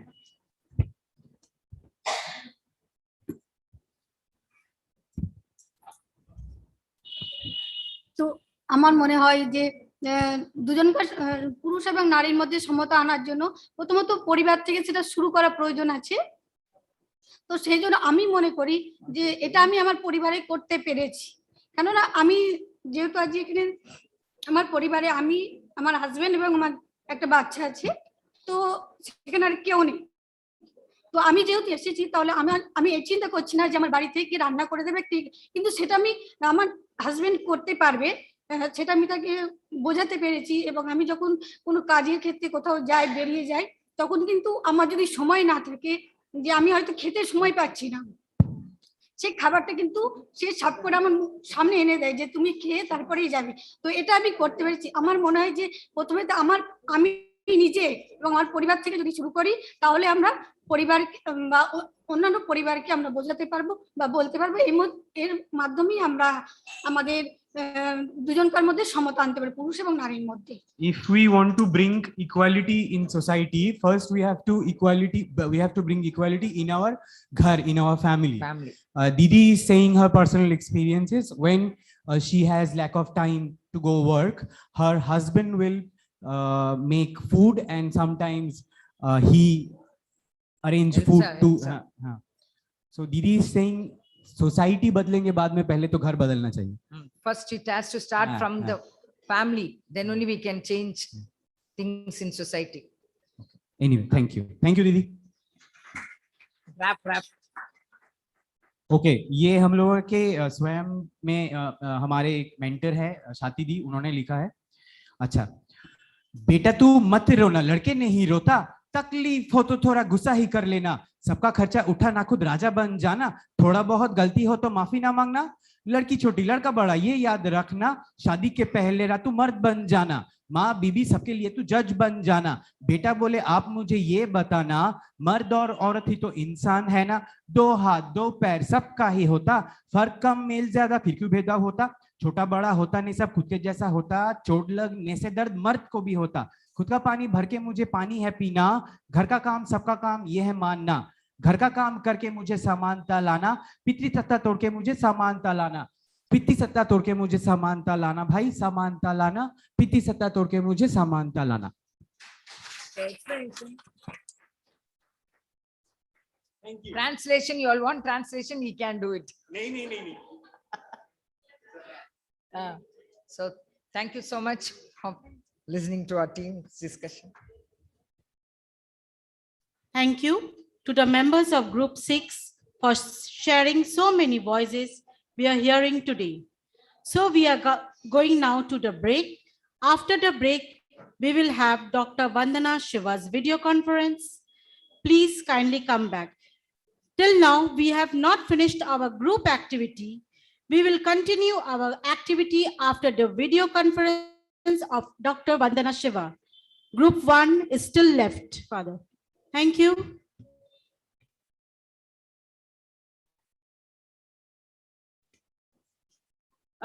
By 5 p.m., we will start Dr. Vandana Shiva's conference.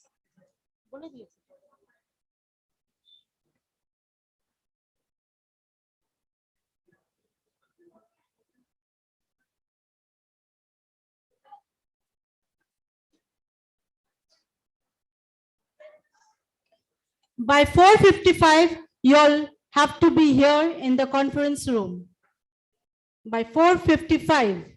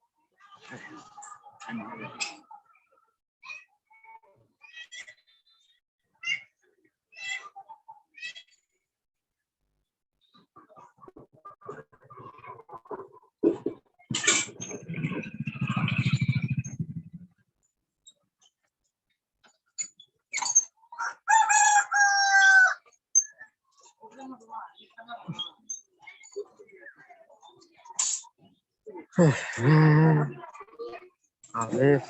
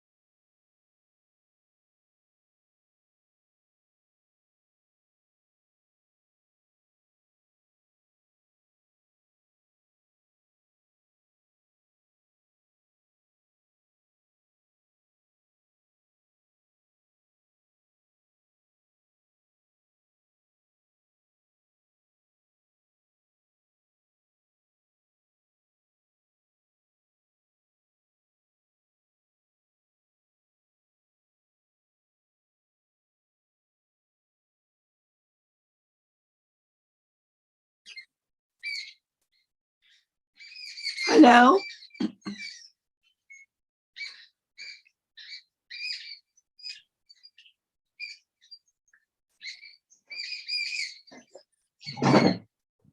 Hello. Good evening, Dr. Vandana Shiva.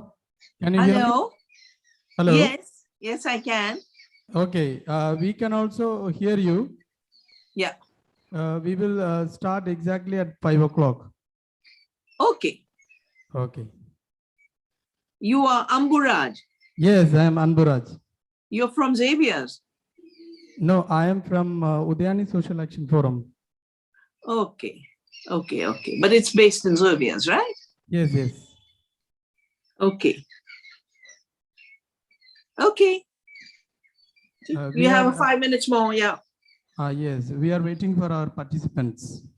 Yeah. So tell me, how long am I supposed to speak? And then there'll be questions or what? Yes, up to 45 minutes, ma'am. Then we Okay. will have 15 minutes of question and answer. Okay. Is that okay? Okay. Yeah, yeah, that's fine. Okay.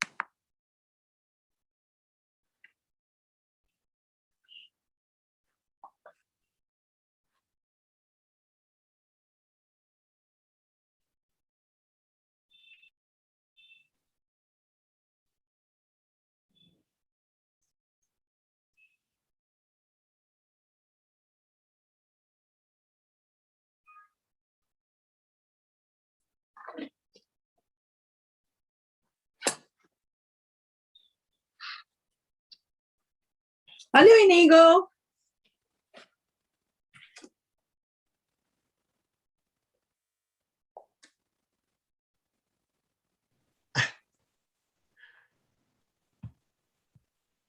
Hi. How are you? Inigo, you can speak now. Hello. Hello. Yes.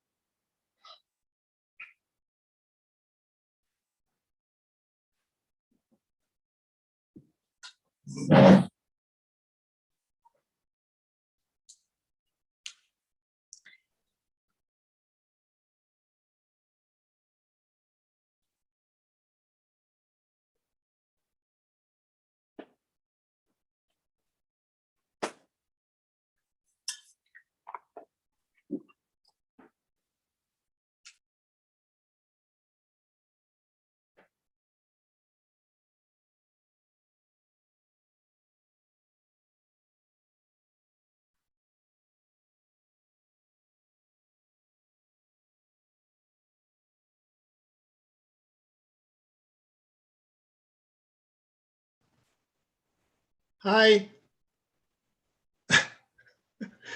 Sorry. Now I cannot hear you. Your mic is not. Where are you? I'm in Spain, in San Sebastian. Okay. Yes. I think they are on the chai break. The people, I think they will join soon. Mm-hmm. So thank you very much. How are you? I'm all right. Yeah. Okay. You are in Delhi? I am on my way to Delhi. Uh-huh. The audit was postponed because of all the, every day they change the rules and the laws, and the websites aren't working, and Yeah. But I'm leaving. I would have done it today, but I didn't want us to be stuck. So I stayed back for this. I'm going tomorrow. Okay. So also difficult not to move, take flights because of the situation. Oh, everything is crazy now, and no matter you sneeze, they want to do a lockdown. No matter what you do, yeah. They want to do a new lockdown in India. Or for pollution, not for COVID, for pollution in Delhi. Okay. Rather than stopping the pollution, stop the people. Really crazy. This is the world. This is the world we're in. Yeah. I don't know if the people is already connected or not, because I cannot see the. I will ask Maria. Hello? Give me a minute. Now we can start. Okay. Good evening, sir.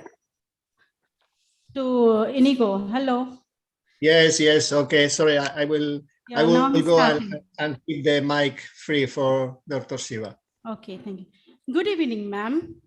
Good evening. May I have the pleasure of welcoming Dr. Vandana Shiva, who is a philosopher, ecologist, and writer. She is an Indian activist of the movement known as ecofeminism. She is also known for her intense trajectory fighting for the rights of Indian women farmers and for her work to place women and ecology at the heart of development discourse modern. Dr. Shiva needs no further introduction as she is a legend in herself. Sit back, relax, and enjoy the conference. If you have any clarifications or questions or comments, kindly note them down. At the end of the conference, we will have 15 minutes of question and answers. Thank you very much. Thank you, ma'am. You can start now. Yeah, thank you. Greetings to all of you. And I'm sorry we weren't able to physically come, but we live in such uncertain times and we don't know what is going to happen. An urgent board meeting came up because audits and all have to be completed now. And it prevented me from making the trip to Calcutta, which all of us had really looked forward to. So what are the ecofeminist strategies for creating women's resilience? I think the first strategy is to recognize women's power. That's why we call women Shakti, the power to act. And their power to act is what's feeding the world. Their power to act is what's bringing water home. Their power to act is what is providing care when people are ill. Unfortunately, that creative power has been treated as passivity, just as nature's power to create, to grow a little seed and turn it into a plant, a wheat or a rice or a tree, all held in that little seed. My basic studies are in quantum theory in physics. And the beauty of quantum theory is that the world is not populated with static things that are fixed, inert, immobile till force is applied to them. The world is potential in interaction, and therefore everything is connected. Everything is non-separable. The thesis topic for my PhD was non-separability and non-locality in quantum theory and hidden variables, because the uncertainty at the quantum level is an irreducible uncertainty. It is not lack of knowledge, but it is in the nature of the universe that because there's potential, which way the potential will go is not fully predictable because it depends on multiple interactions. So women have this amazing power and potential. Not only has it been ignored and defined as passivity, but it has been crushed.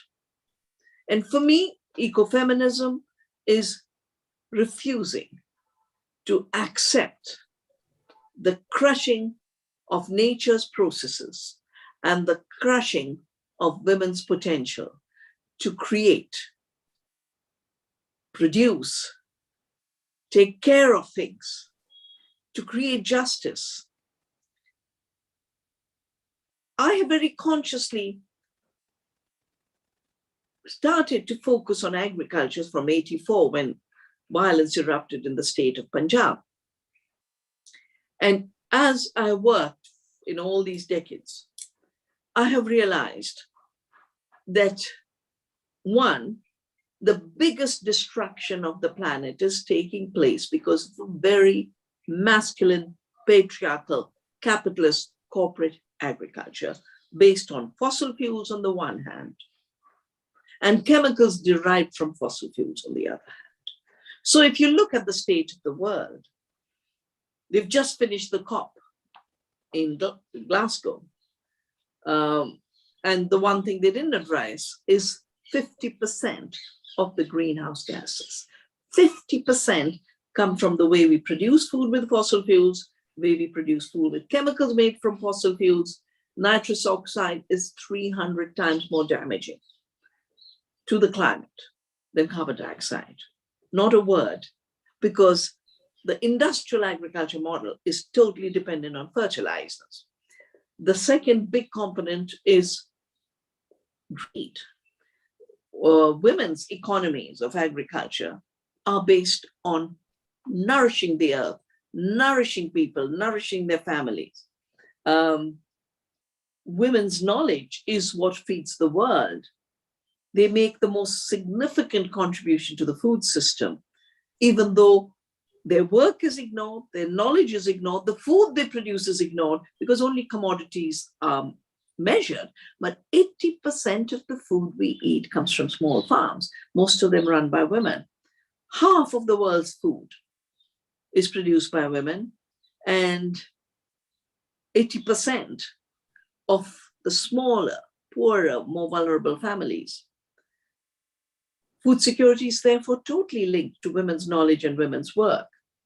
The dominant system of economics and science and technology have conspired against women and against nature to both turn a blind eye to that which is produced by nature and women, but also to appropriate what they produce.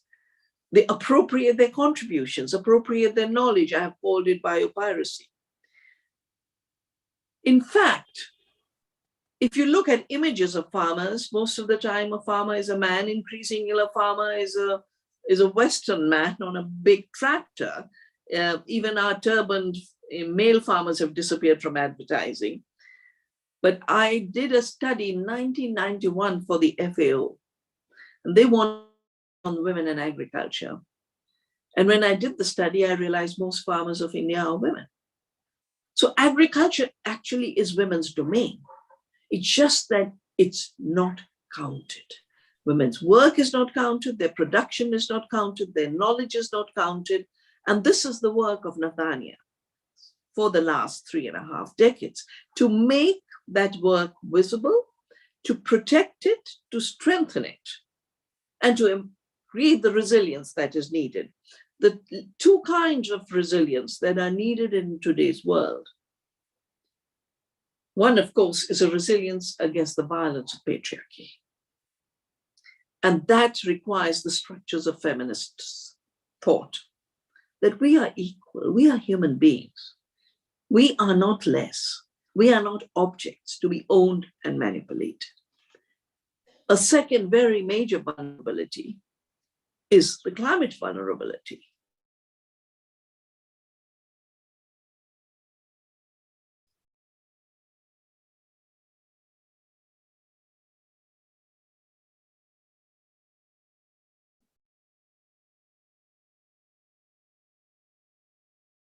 Just think of the facts for this year. This year, not only did the rains not stop, but the October rains was so intense in our region in Uttarakhand, we lost 77 people.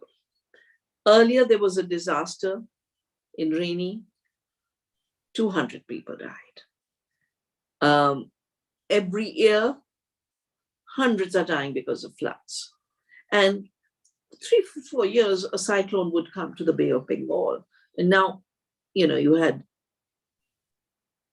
Amphan last year, you've got Yas this year, and the extreme rains don't stop, and the dam-induced releases of water don't stop. So it's multiplier effect on multiplier effect. And we need not only a feminist understanding of the roots of climate change, we need feminist strategies for resilience to climate change. And I will talk about it a little. The third resilience we need is a resilience against economic injustice. So if the climate resilience is against climate injustice and correcting it, the resilience against economic injustice comes from the fact that we are living in a very polarized economy. We are living in an economy where 1% is running the show and extracting every bit. And I will share with you just the process by which this extraction has increased and intensified.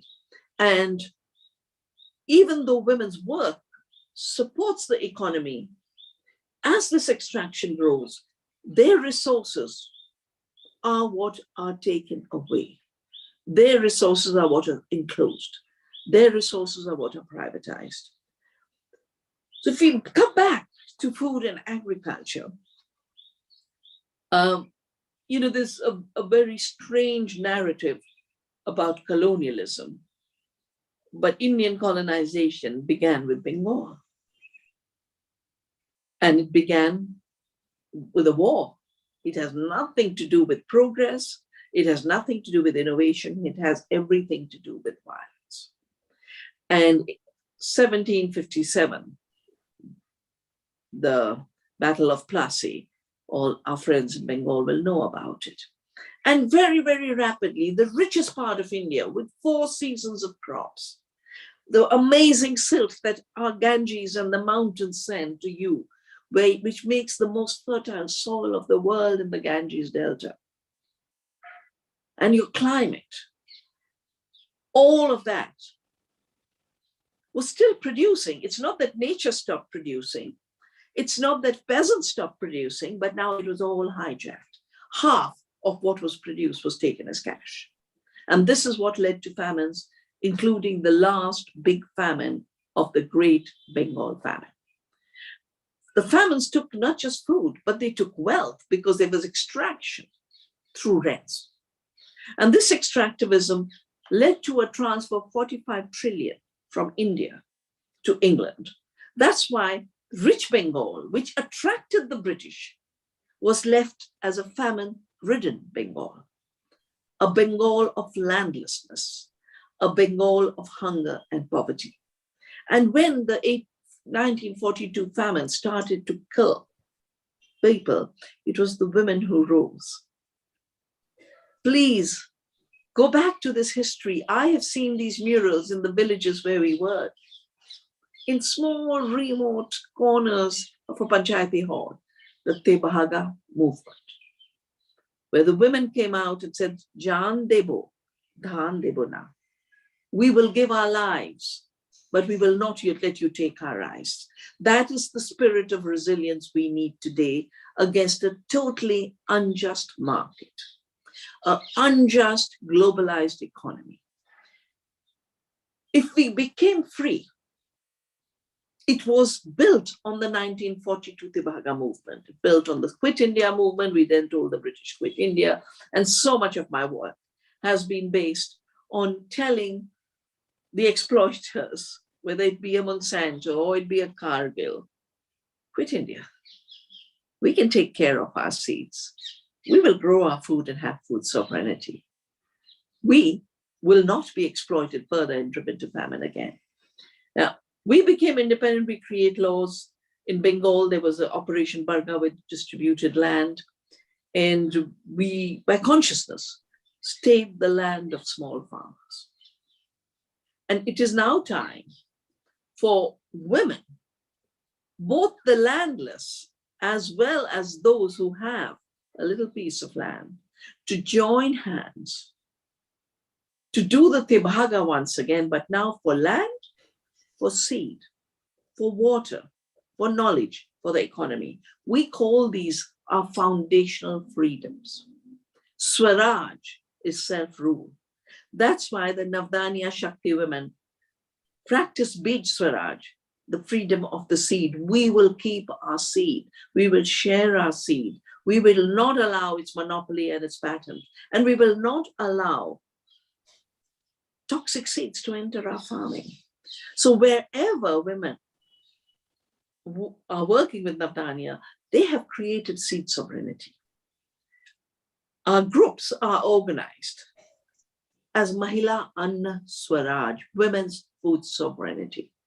Now I remember, again, this was 95, I think, when Maria Mies, my fellow ecofeminist with whom I've done the book called Ecofeminism, we were in Leipzig, where stock beast was being taken of the plant genetic resources of the world. This was a FAO conference. And that's in the beginning, 95 is when the biotech industry, the GMOs are starting to come. And we wrote an appeal. We wrote an appeal that basically was about keeping food sovereignty in women's hands. And I'm going to see if I can find this appeal. You're very welcome to go to the Navdanya website and see some of the reports we've done in these last 2 years with partnership with Calcutta Nan. But this is what Maria and I wrote in 1996, Food Security in Women's Hand. For women have produced their own food and guaranteed food security for their children and communities. Even today, 80% food, as I said, comes from women's work. All societies have survived historically because of women's work. And food security must remain in women's hands everywhere. Men must share the necessary work, be it paid or unpaid. We have a right to know what we eat. No to novel food, GMOs, no to patents on life. We will resist those who force us to produce and consume in ways that destroy nature and ourselves and our health. And building on that, we then created a national alliance for women's food sovereignty, Mahila and Swaraj, and groups like Seva, which is the big network of Gujarat, groups like Kudumshri, the Kerala network of women are all part of it. And I hope those of you who are here in the conference will want to join this national alliance to keep food sovereignty and seed sovereignty in women's hands. The issue of land is going to be critical, not only to correct the past historic mistakes of leaving women out of land titles. Interesting thing is, till the British came, land never was owned by men or women, nobody. It was used, and men and women had the use rights. Families had the use rights. Individuals didn't. Commons, land was a commons. And then in one fell swoop, the British, through the permanent settlement, declared that the land and soil of India belonged to them. And that's why the Indian farmers and peasants had to work the land, but pay them the rent and royalties, which is called lagan. So they are the ones later who created land titles. And first they created the zamindars and created zamindari and land ownership. It's totally a colonizing atmosphere. Well, now we are stuck with that colonial legacy, but we are now at a new juncture, both in global society as well as in India. Land titles are being rewritten digitally through satellites. Globally, Bill Gates, the Microsoft owner, has become the biggest zamindar of America, and he wants to be a zamindar of the world. And I will explain a little bit more about how the climate question and the land question come together, particularly in the kind of proposals that people like Bill Gates have. So not only do we need to reclaim land as a commons, and I feel so happy that some of our women, Mahila Swaraj members, joined hands and said, we might not have land, but we will farm it in the commons. We will take it on lease. And they're doing it in Bengal, they're doing it in Uttarakhand, and we need a whole new movement of recovery of that land in women's hands. As well, land gets more corporatized and more privatized. And in Bengal, you're very fortunate, you had Operation Barga, which created a land back to the tiller. You know, the peasants who till the land got the land. And you need to build on it. The third is knowledge. Yeah. Knowledge is key. Not only is knowledge key, because I started Navdanya when these companies like Monsanto said, we will now own the seed, because now we have the power to make a genetically engineered organism. I said, shooting a gene is not creating an organism. An organized organism is self-organized. It is complexity. It is evolution at work. One gene shot in is actually a pollution at the living resource time. But it is like bringing a chair into a building. A mover of furniture cannot claim to be the architect of a building and the owner of that building. A mover of furniture is a mover of furniture. Genetic engineering is nothing more than moving the one gene in the furniture of life. This movement is not creation. And because I'd done work on agriculture by then, and I'm starting to understand the complexity of how life's living systems work, I immediately said, but you don't create the seed, and we will not let you take patents. And I came home, because this meeting was in Geneva. I came home and started saving, and Navdanya grew out of this. This was way back in 1987. But the whole idea that seed is the intellectual property of corporations, and the word intellectual property was created by by the corporations themselves. And they then tried to create a knowledge trick that we have sophisticated knowledge. And I feel very grateful that I've been able to not just question how crude the Cartesian reductionist mechanistic knowledge is. It's violent. It is violent because it's invasive.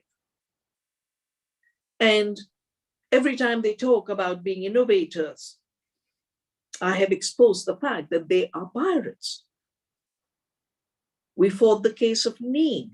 You know, after the Bhopal disaster, I started to save neem and spread neem as a pest control, non-violent pest control tree. 10 years later, I find it's patented.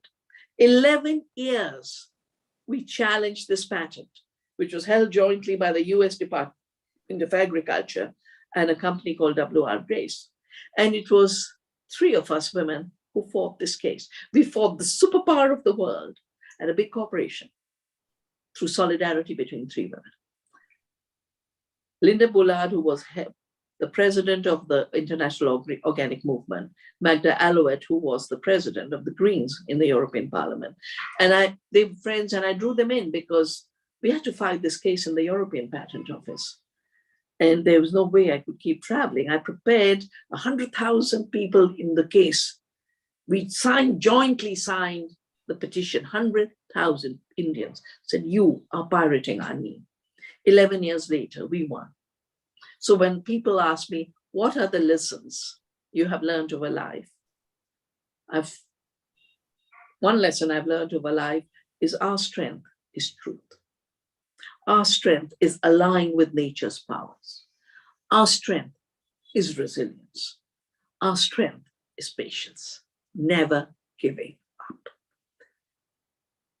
Basmati, the famous aromatic basmati of Dehradun was patented. We challenged that. Our ancient wheats do not cause gluten allergy. Monsanto patented our old wheats for selling a non-allergy creating wheat. We challenged that. There are 1,500 patents on climate resilient crops.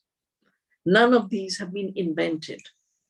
Farmers have evolved climate resilient traits, the ability for the rice to survive a flood, the ability of rices to survive salt that comes from the sea in a cyclone, because Bay of Bengal has been a cyclonic area. And the Navdanya seed bank in Balasore has saved more than 1,200 varieties, of which at least a third are climate resilient. They can tolerate salt, they can tolerate floods. And we saved all those seeds, and we started to distribute them after the Orissa super cyclone in 1999. And every time there's a disaster, these community seed banks are able to share seeds. We're doing it again because Bengal has had such flooding, Orissa has had such flooding, and again, we have to share and save seeds again and again and again. The idea of the corporations having brains and us being brainless is a patriarchal idea. Feminism is a recognition that women are not just knowledgeable, but women are knowledgeable about the most important things of life, how nature works, how you can care for a child. These are the most vital knowledges of living life. I call them the knowledge of care, the knowledge of giving. These knowledges are not extractive knowledges. They are partnership knowledges, they are holistic knowledges. So one of the other issues for us is to recognize that the knowledge colonization has now reached its peak. It's reached its peak where they've taken wisdom, which is the difference between good and bad, which every person who's lived through life has, knowledge, which women have, and reduced it to bits of data that can be extracted.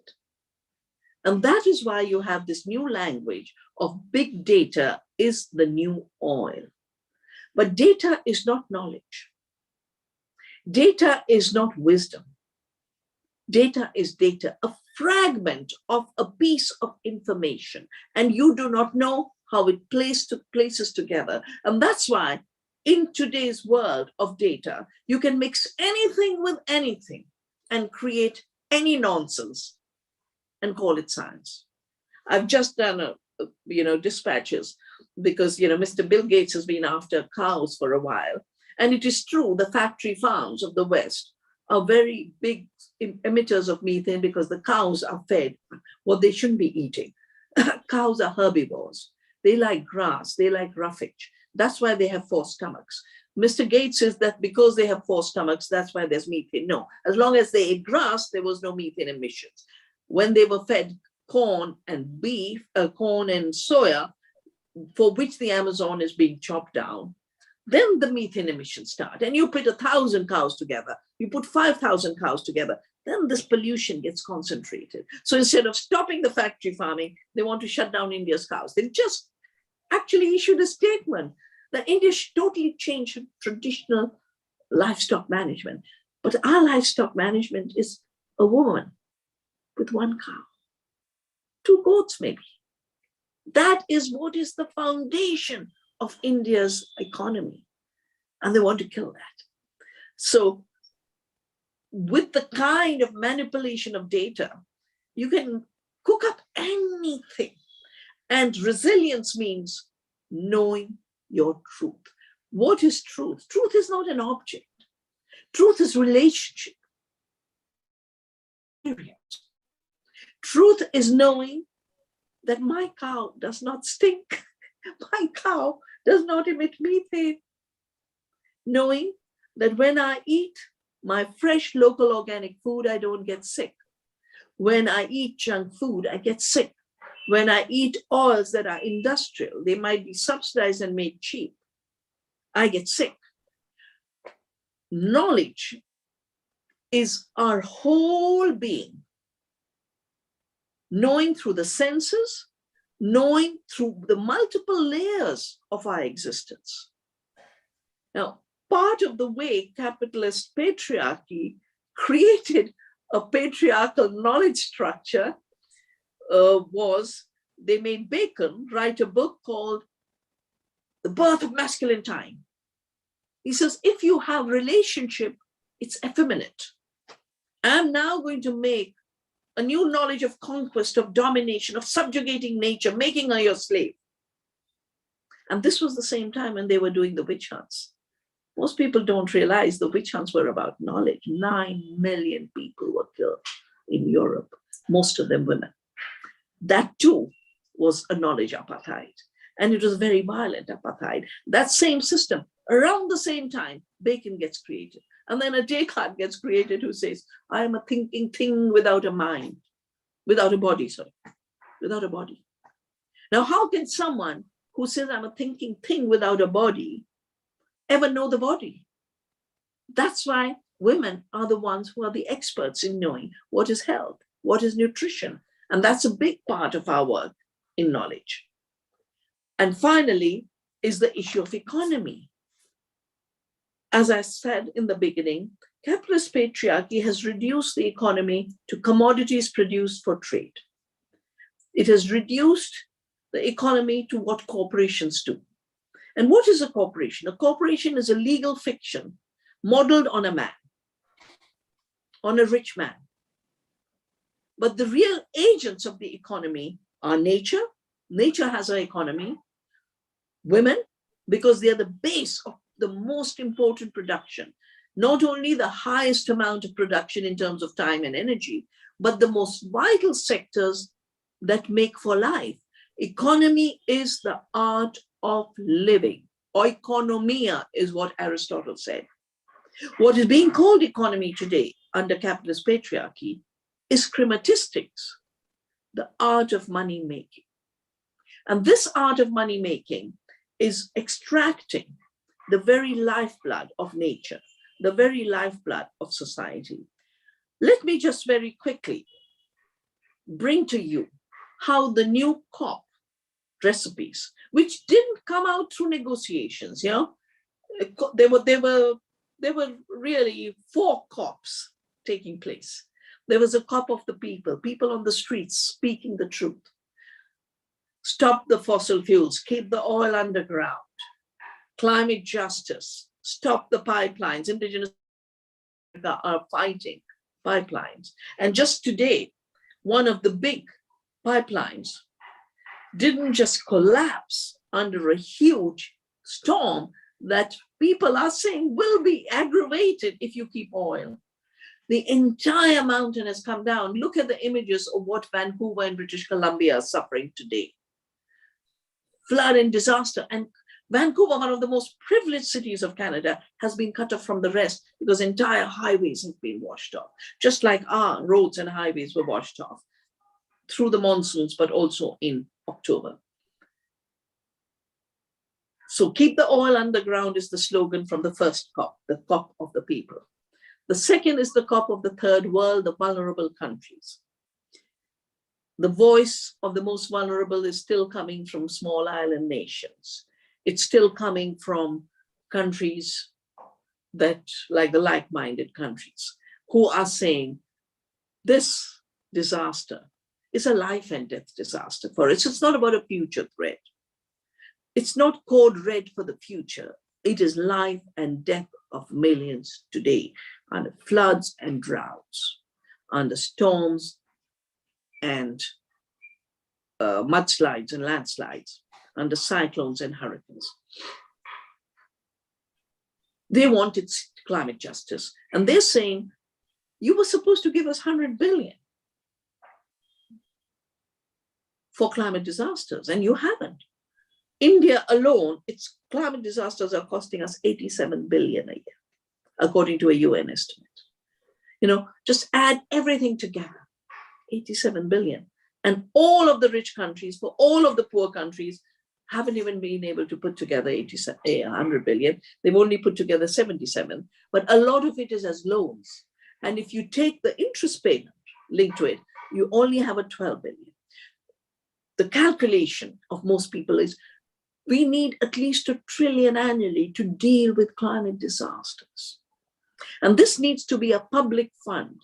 Just like there's a World Food Program, we need a world global climate finance for saving lives. Today, there was a third COP, which is of the rich nations, which have caused the problem. They kept oil and gas out of the statement and put focus only on coal. But fossil fuels are fossil fuels. They all emit carbon dioxide.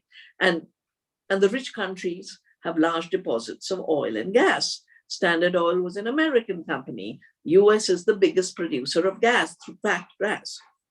But there was a fourth COP, which is the COP that is really has driven the climate problem and is trying to offer false solutions to the climate catastrophe we are facing.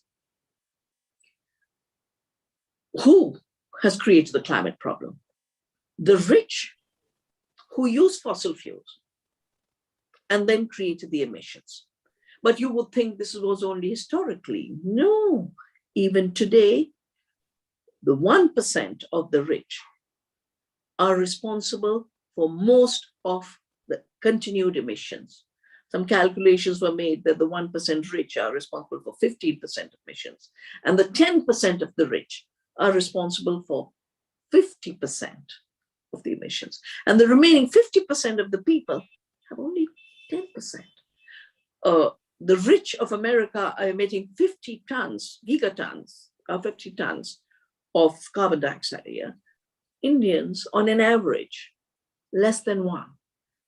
This is where the polluters come into the picture, and they continue to pollute. Research is showing that 92% of the excess emissions that should not have been done after Paris have come from the rich countries. So here's the polluter. And in 1992, when we wrote the UN framework of climate change, we also wrote a polluter pays principle. These polluters should have been paying, but they have been busy finding new ways to get paid. And before COP, this book was written by my favorite billionaire, Bill Gates, how to avoid climate catastrophe. Everything that has come out of COP is right in here. 3 things. 1, geoengineering, change the climate more. If climate change is the problem, now you intentionally change the climate through pollution, put aerosols in the sky. It's a war against the earth. It's a crime under international law of manipulating nature. And MOD is a treaty. No one's even looking at it. Second, he's the one after the cows because he's invested in big ways on fake food. He wants all of us to eat fake food in the future. And while I'm talking of fake food, my mind is going to the beautiful Bengali cuisine, which is so delicious with the panch foron and all those tastes. And I hope one of the feminist strategies we evolve will be to fight fake food as well as fake fertilizer, the nitrogen fertilizers, so that we can have organic fertilizers and organic food for everyone. The third thing he's written in this, and is right there, it's become the vocabulary, it's called net zero. Now, India gave the world zero, and I'm very proud of the zero. But to make everything zero is a bit strange. We want zero emissions. That is the bottom line of the climate debate. Zero greenhouse gas emissions from fossil fuels. That was the commitment in Rio in 1992.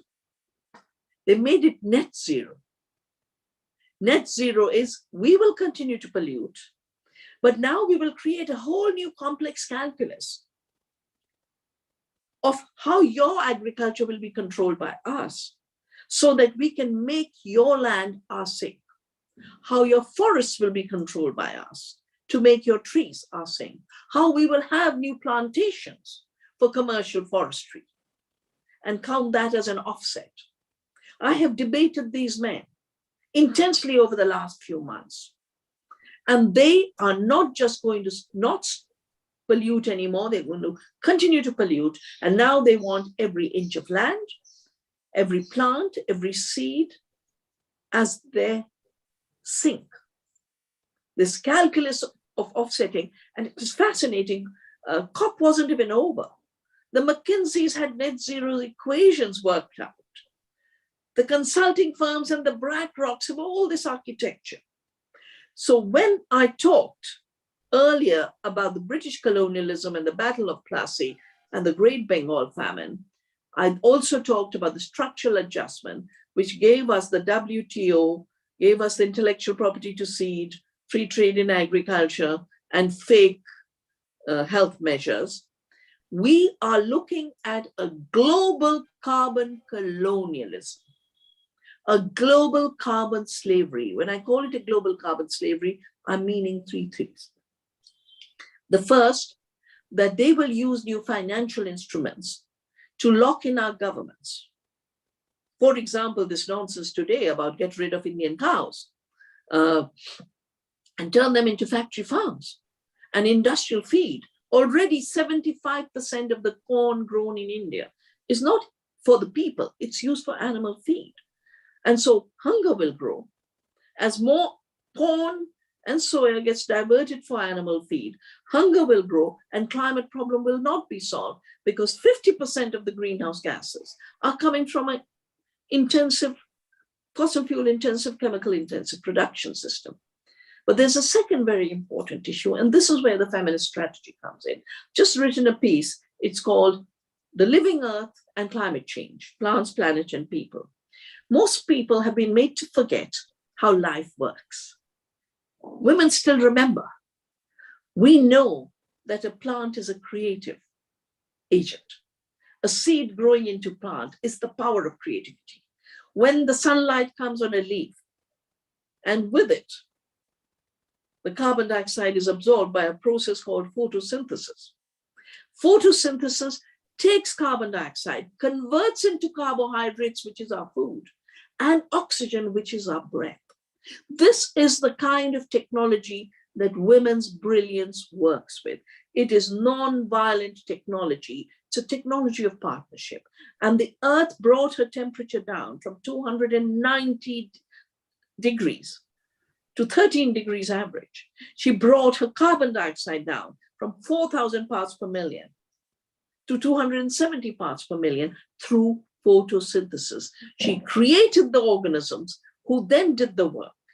Our work now, for me, the most important feminist strategy as we face extinction as a species, as we look at ecological collapse, is to say we will not be exterminated. We will not go extinct.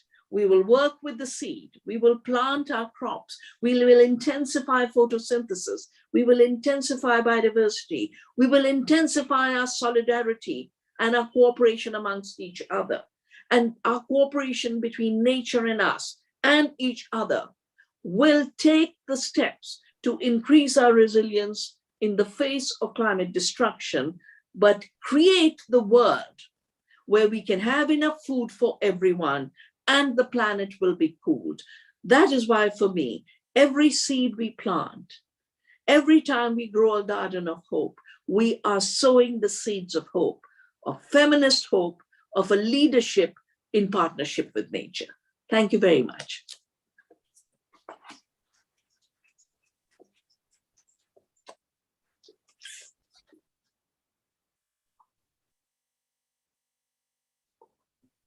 Thank you. Thank you. It's always a pleasure to hear your words of wisdom, Dr. Shiva. I'm sure that people who have heard you today will have lots of questions. And we will have now 15 minutes for question and answer. Please, anybody wants to ask any questions to ma'am from the participants?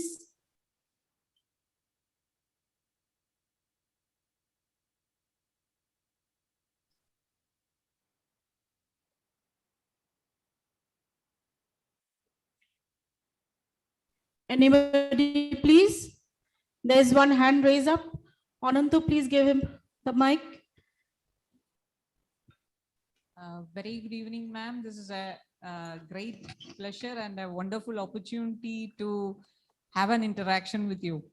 I am representing Trivandrum Social Service Society, an NGO from Kerala. We are working among the fisher folk.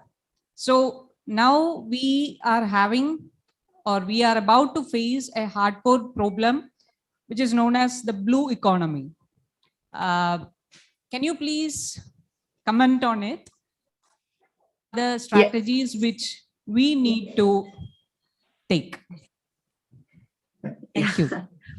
I think, you know, what I described for the land, for small farmers, applies totally to livelihoods in the sea and the ocean.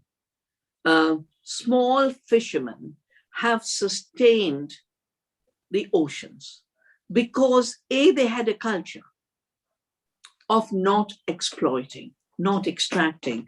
In fact, right here on my table is a book I did for the United Nations University. It's called Ecology and the Politics of Survival. And in those days, you know, the chapter on fisheries was written by John Kurian.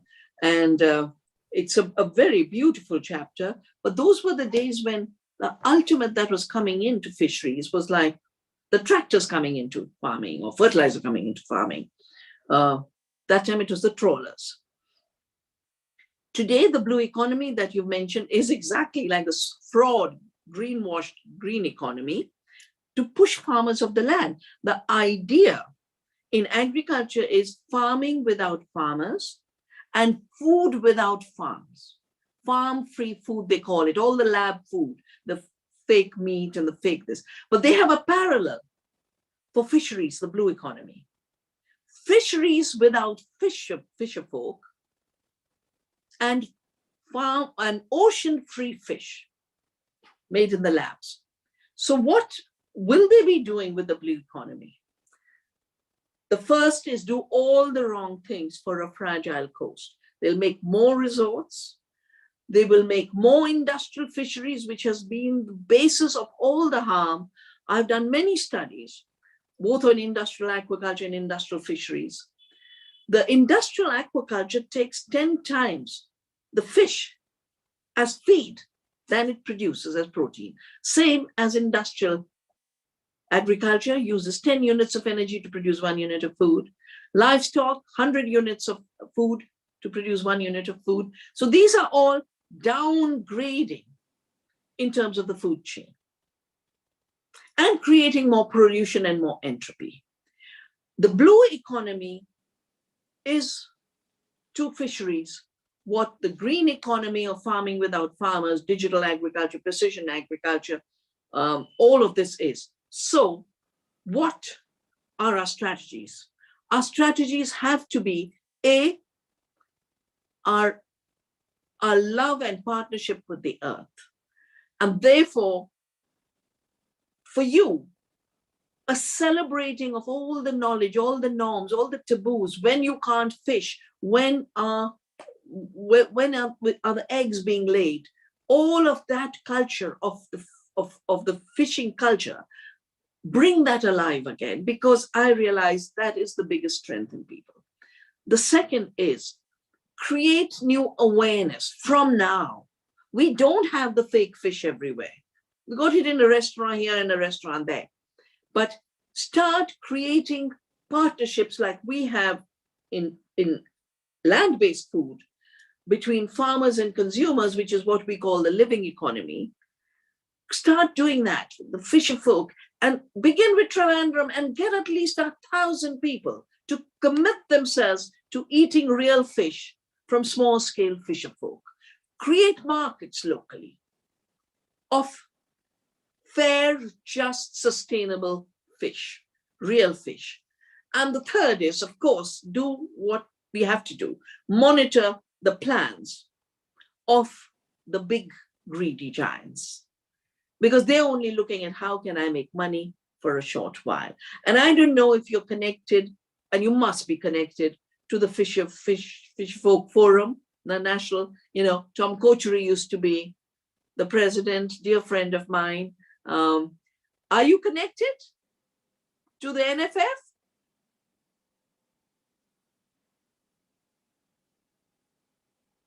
But do connect to the larger networks, not just of India, but there's global networks who are working on this. And when you connect with them, then that solidarity will make your struggle strong.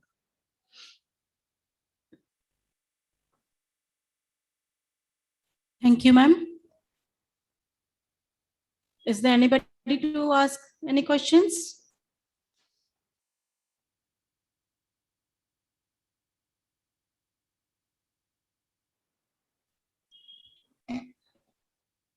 Nobody is there to ask any questions?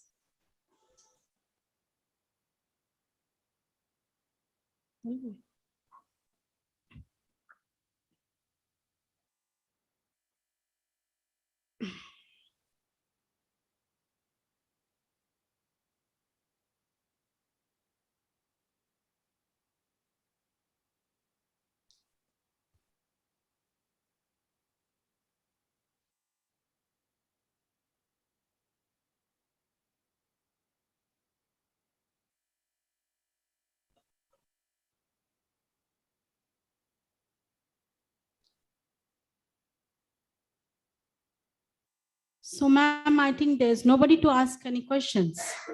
Anybody, please?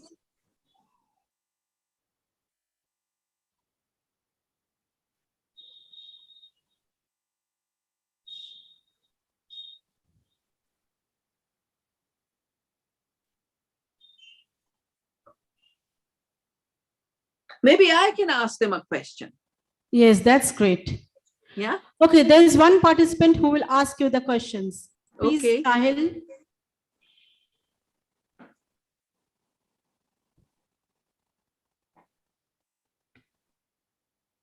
Good afternoon, good evening, ma'am, and it was a pleasure to hear you. I have a question, but although I'm against corporates taking over farming, but do you think if corporatization of agriculture will make women farmers work more recognizable? So tell me, how can a system that is designed to get rid of human beings create a space of more power for one part of humanity? Yeah. Just, go back to the beginning of what is corporate farming, industrial farming.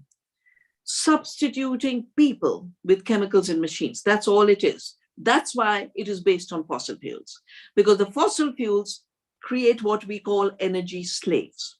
Yeah.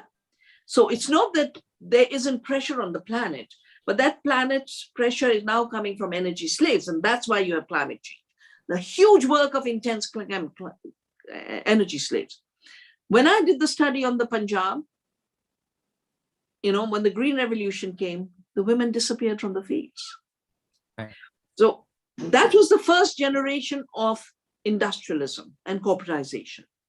Then you got GMOs. What are the GMOs? Roundup resistant crops. Now Roundup resistant BT cotton they are trying to introduce in Vidarbha illegally, totally illegally. What does Roundup do? Kills everything green. What do women do? Women collect everything green and either use it for food or use it to feed the animals as fodder or use it for medicine to heal themselves. And it is the most important part of farming, to collect the greens. You've just killed women's work and women's resource for nutrition and health and livelihoods. Third, this massive giant-sized mechanization that's taking place. I mean, the Delhi to Agra area has been totally taken over by potato cultivation. And now that potato cultivation is totally mechanized. It's totally chemicalized. They're spraying about 60 times poisons on the potato. And they have machines for planting, they have machines for harvesting, they have machines for everything. They're saying there are no farmers anymore. And even the so-called stubble burning that the Supreme Court said the cat's out of the bag, stop blaming the stubble burning. Straw is straw. It's a very precious part of agriculture. It is food for the soil, it's food for the animals. Straw was turned into stubble when combined harvesters came with chemical farming. They just take the grain from the top. And then they talked to the farmers and said, burn the rest, because suddenly straw was a waste material. Women are the ones who took care of the straw, took care of the animals. Their work disappeared. So a very simple test of are women more powerful or less? Is their knowledge center stage or is it more marginalized? Is their work center stage or is their work marginalized? If these two tests fail, any rhetoric is a good PR, but it is not going to deliver more power to women. Thank you so much. There's one more participant, Father John. Good evening, ma'am. This is Father John from Udayani Social Action Forum. Thank you for sharing your knowledge with us. I'm very impressed by this. My question is on the context of West Bengal. That's I see, especially in Hooghly and Burdwan districts, that's known for potato, onion, and rice cultivation. I see in that area, the multiple cropping takes place. Multiple croppings. In a year, I say 3 times cropping takes place. So I see that agriculture is more commercialized, and this is not for themselves, for selling. As a result, they are going for the bumper crop, and that's why I think we are more money oriented. Therefore, I think people are, some of them, those small landholders, they are selling their lands and to the many the landowners, and that's why they are losing their. So this is one of the problems I see. So in this issue, what's your reaction on this? Yeah, so the 1991 structural adjustment that was imposed by the World Bank, the bank said, don't grow food, grow onion, potato, tomato. They tried it in Punjab, it totally failed. Totally failed. Pepsi came into Punjab and grew onions and potatoes, not onions, tomatoes and potatoes. And they were paying the farmers 50 pies and collecting from the government 10 rupees of incentive for a crop shift. Pepsi did well, the farmers didn't. I know in Bengal, this must be a few years ago, but 5-6 years ago, we had a meeting and farmers from Bengal were to have come, but 12 farmers who were growing potato had committed suicide because the costs of production of these monocultures is so high. Pepsi owns the potato seed. Pepsi sells the pesticides and fertilizers on credit. And by the end of it, Pepsi decides whether they want to buy or not because the contracts are one-sided contracts. Pepsi has a choice, the farmer does not. So there's suicides of farmers. And I did a study on suicides of farmers in UP, or potato farmers. The potato was selling 5 rupees for 20 kilogram sack. And Pepsi sells a 10-gram packet of chips for 20 rupees. That's the level of inequality is getting polarized like this, you know? The corporations are earning like that and the farmers are earning nothing, negative. And yet because they're brainwashing the farmers, sadly, farmers are falling into the trap. So part of what Navdanya has done is basically de-addict the farmers from the chemicals, those seeds, as well as the thinking. That's why the living economy movement of Navdanya is very important. And Father, you are so welcome to bring some farmers from Bardwan to Navdanya Training Center. So let them see for themselves that you can have potato and you can have your crops to eat. You don't have to constantly go into a negative economy of debt for which you sell your land and there's more and more land concentration. And we go back to the old zamindari days of famine and starvation. So please from Bengal, do bring a group to Dehradun for a training to de-addict them from onion and potato, repeated monoculture cropping, and start growing food. Because if you just do a little, you know, today I was sitting with my colleagues, the staple foods are costing much, are bringing you much more income. Our work has shown farmers who are growing food with their seeds, the millets, the ragis, the chana, are earning 10 times more if they're not running after the market, which is out to exploit you. So we need a de-addiction from the market. It's not that we won't have a market, we'll have a market in which we are sovereign players. So this is the work we do.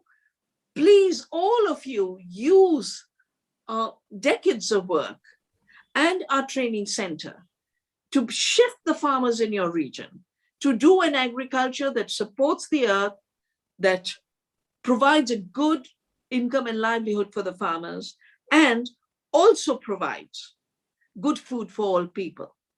You can pick it up as a program for Udayani and bring a larger group, and we can also train them on climate resilience. And because Bay of Bengal is going to be one of the worst hit, it already is, but it's going to be very badly hit in the future. And we need stronger strategies of resilience. And the stupidest thing you can do in climate change is have a monoculture.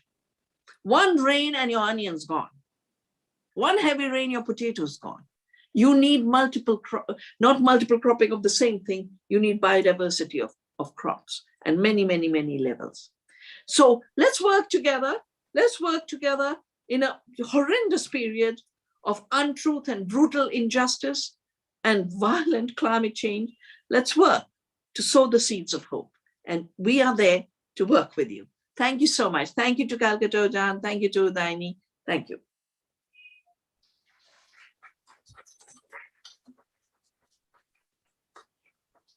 Thank you, ma'am. Thank you. Thank you so much, Dr. Vandana Shiva, for your valuable time and sharing your knowledge and wisdom. Thank you, ma'am. Thank you.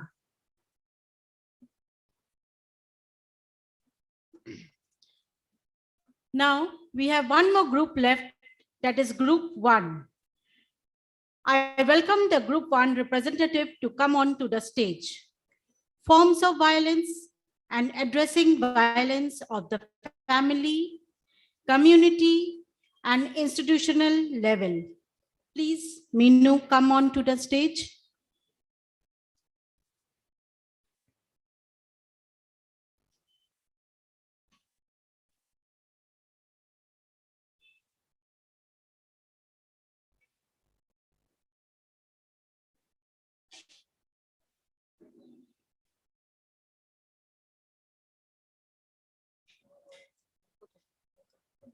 Very good evening. As mentioned before, our group discussed the forms of violences and addressing violence at family, community, and institutional level. Our group consisted of 7 members from 5 different organizations. Celine from Vimochana, Mercy Alexander from Saki, Aarti and Munman from Udayani, Shreya from Swayam, and lastly, Preja and myself from Trivandrum Social Service Society, Kerala. And analyzing the issue, violences are classified into different types: physical, sexual, emotional, and financial, as we all know. And violences actually start from womb and end still at tomb.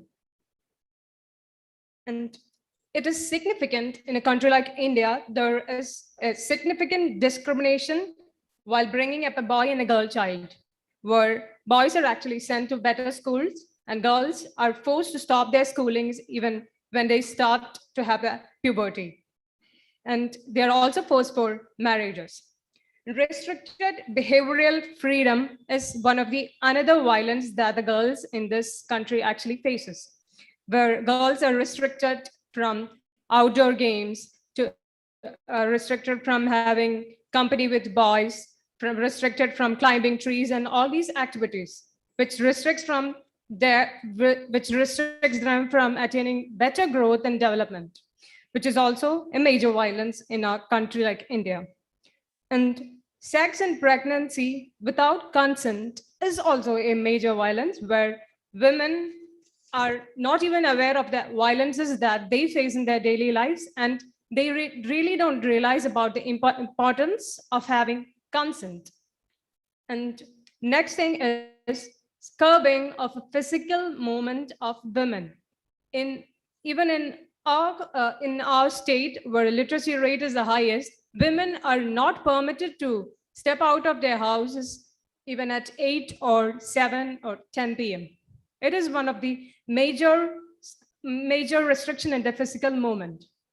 The next thing is sexual harassment at workplaces, at religious institutions, and even at family from early childhood, and which continues.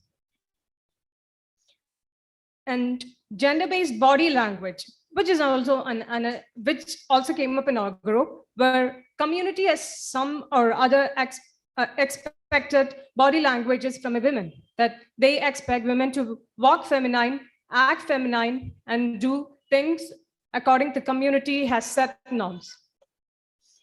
And community is a family unit which is fully guided by the patriarch system. If any action or action of questioning this patriarchy is considered as very threatening. And educated women are also not allowed to work. And even if they are allowed to work, they are not permitted to use their salary or spend their salary as they want. These are some of the analysis of the violences. And talking about these challenges, it is very, very challenging to sensitize people on the importance of gender equity, because the term feminism is always misinterpreted. And normalizing violence is yet another major important thing, where violence is considered that the man always have the power over his wife to do anything what he thinks is right.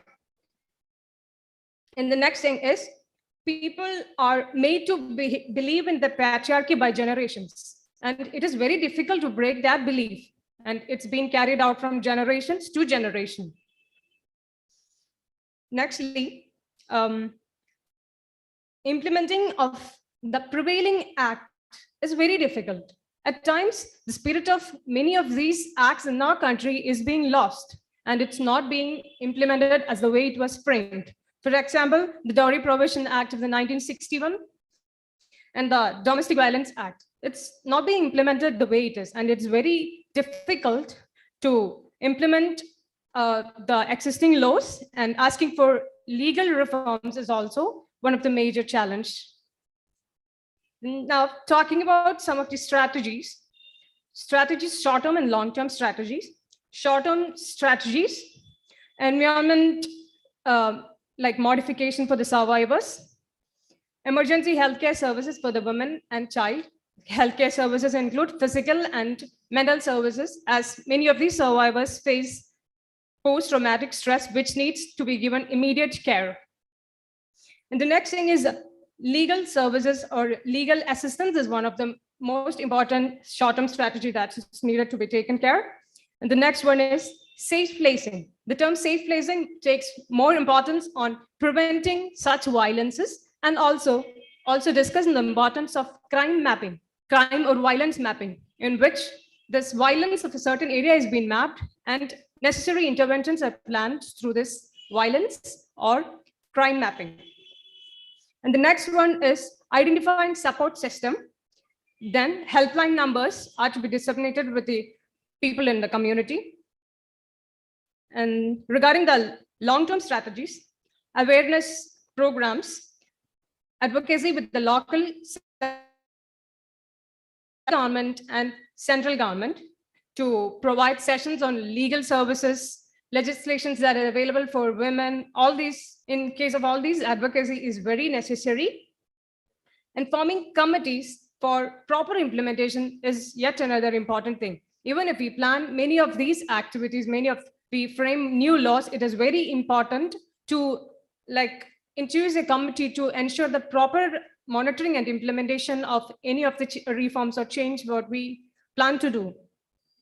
And then the way forward, talking about the way forward, a monitoring and implementing body for relevant laws, empowering women to become change agents, working with men and boys, which needs to be taken care. And it, as many of us know, that it is not that easy to work with men and boys, especially with this topic. But it takes so much importance and is very important to take into consideration. And one of the other most important suggestions which came up in our group was introducing a gender training module for doctors, advocates, police officers, protection officers is one of the major suggestions which came up in our organization. These are some of the first contact where the survivors comes to. So it is very important to work in this thing. And regarding the transforming or change stories, our group came up with many stories, and we decided to discuss about one story which took place last month. This took place in the coastal village of Kerala.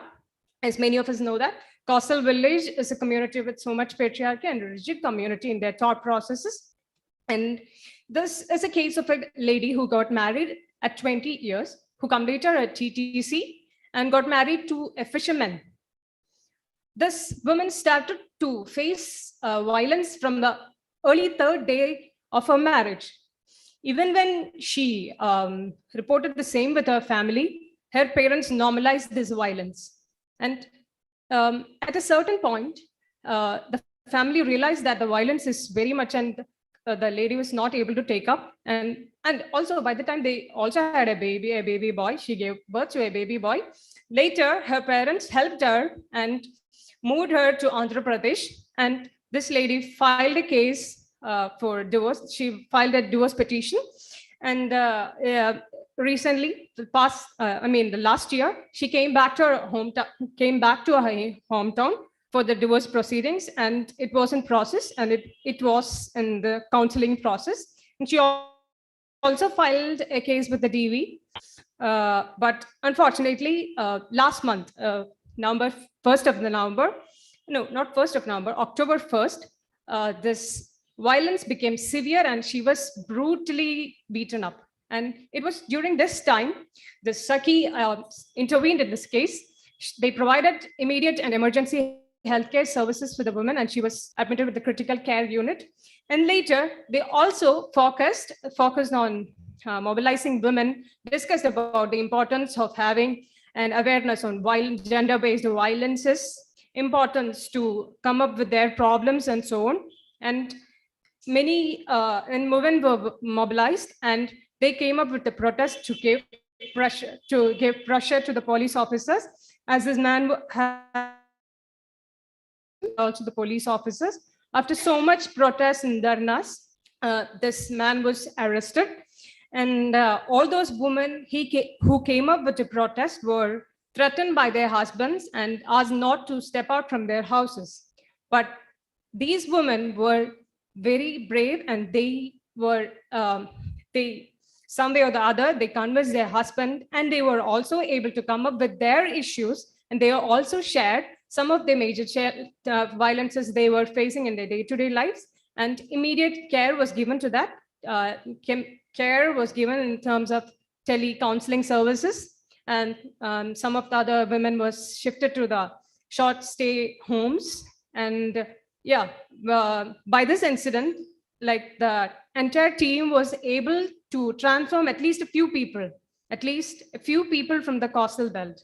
That's what we think it was very transforming soon after this incident. And that's it. Thank you.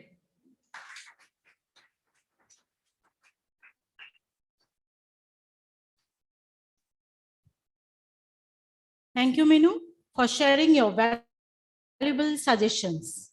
Thank you so much, one and all. Tomorrow, as usual, we begin the conference at 9 o'clock a.m. in the morning. Please kindly come. Good night to you all. Thank you so much.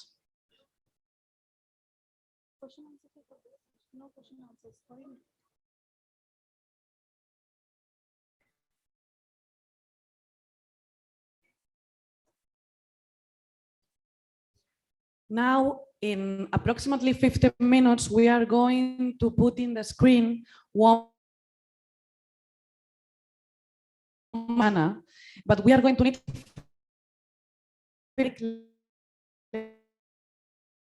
back.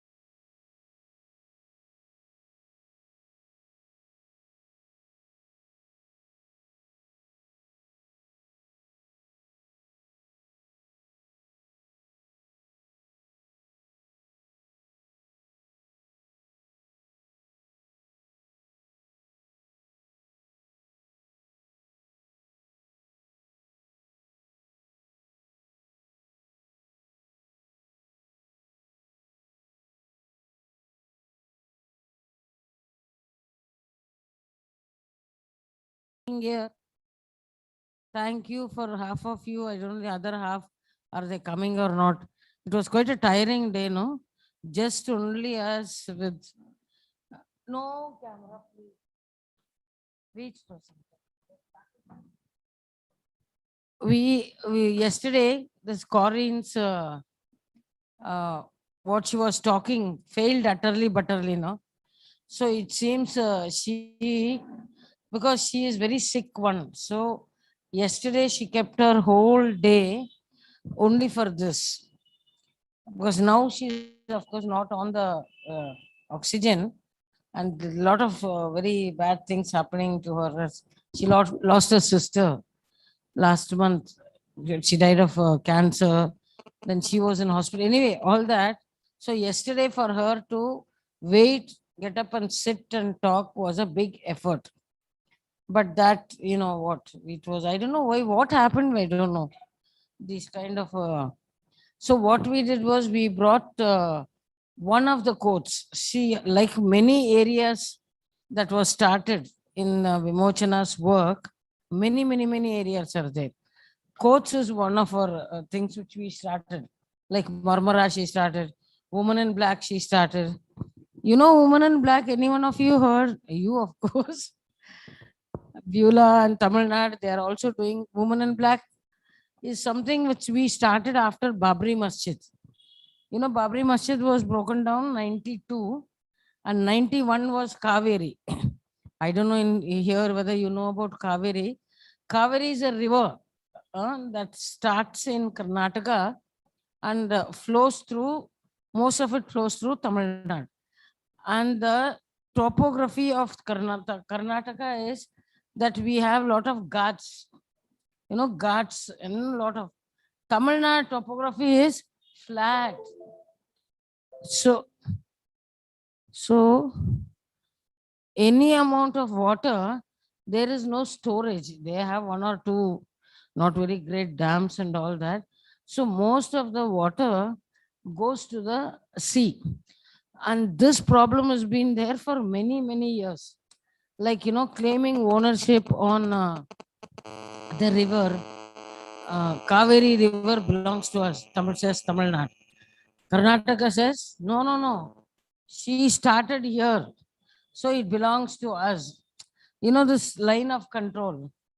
When which became Karnataka, when what became Tamil Nadu, was something they divided like small children, you know, that gold field, goes to you. This comes to us. You know, like that after independence, you all know the history of our nation. Because a big part of Karnataka was under Madras presidency when the Britishers were ruling. And that was more than half of Bangalore, Mysore, part of North Karnataka was under Madras presidency. Koil is looking like, what is she talking? Geography class, history class. So, but then they put one mad line and said, this is Karnataka. Then they put one line and said, this is Tamil Nadu. Then they put another line, said Andhra.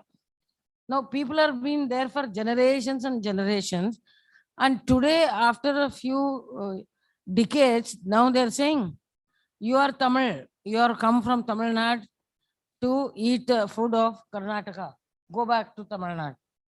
So it is madness, you know, the entire Karnataka, at least Bangalore, from our assembly to the roads to every institute was built by the Tamil labor. Because majority, even today, it's 50-50 almost, from language, everything, okay. But a lot of new settlements are there for the last 20 years, 25 years. And of course, after the IT companies, now for the last decade, terrible amount of people from North India, Jharkhand, West Bengal, Bihar, that population is also there. So now it's a real cosmopolitan city. But this Kaveri, wait, one second. So this Kaveri issue has been going on. And every time there is no water, there will be problem between Karnataka and Tamil Nadu people. And Tamil people will be hit. This is every year, like Diwali, Navaratri, every year. And we were very fed up. So like that, in 92, when Babri Masjid, you know, no? Everybody know about Babri Masjid. Suddenly there was this, Muslims were attacked all over, and in South. In South, we were very close. Muslims, Christians, Hindus, festivals, I think everywhere. But after Babri Masjid, ये तो इतना बुरा हालत हो गया. Then we started Women in Black, which Corinne only brought, which it was started in Tel Aviv by Palestinian and Israeli women together. Both are fighting, both countries are fighting. Women from both the countries came together and they said, we will fight for one common homeland for the Palestinians. That is how Women in Black came, and now it is spread to many countries. In 2092, Babri Masjid happened. 93, we started Women in Black in Bangalore. Now it is going to many places. We have had it many places. Every Thursday, we dress in black. Now the COVID, it has stopped. So 1.5 years more.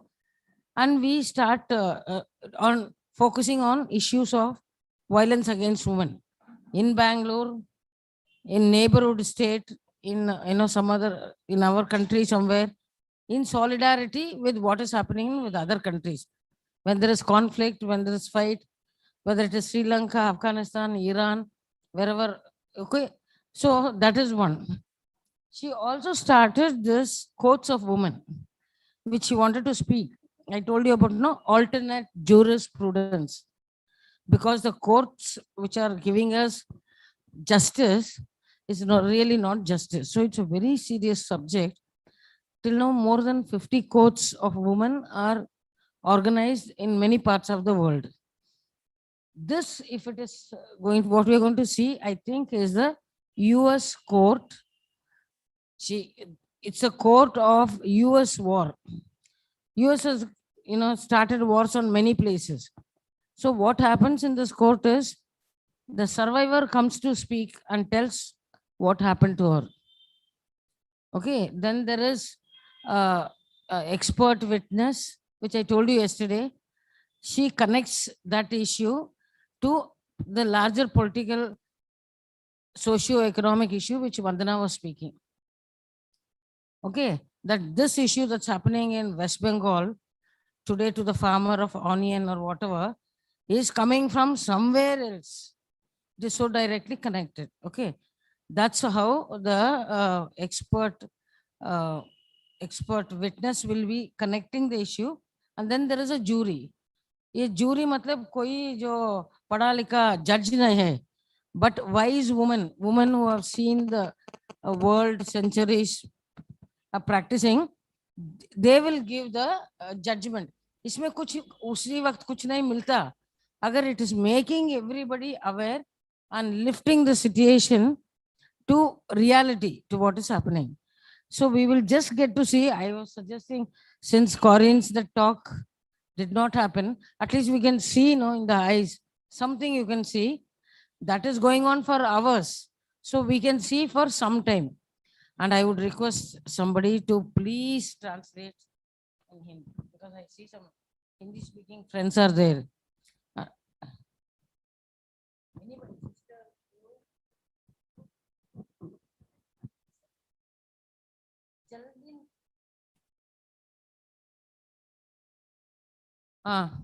Thanks, Sahil. Sahil is saying, जो survive आके उनका कहानी बोलते, मेरे कैसे हुआ, ऐसे हुआ, this is what happened, crying is also, you can't hear for very long. So Corinne in between has also introduced what is called poetic visuals, because she is one storyteller, like what she said yesterday. And the other avatar of her is poetry. She's a poet. She can only be a poet. Even the most difficult pain, she will only say it in poetry. So he is used poetic visuals here. Thank you, sir.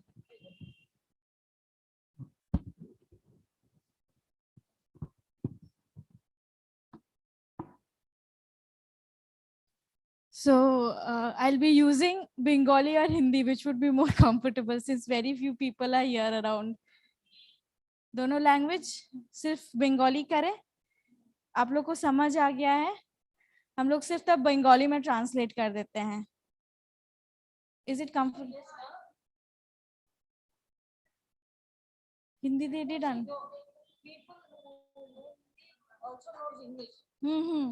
Bengali হ্যাঁ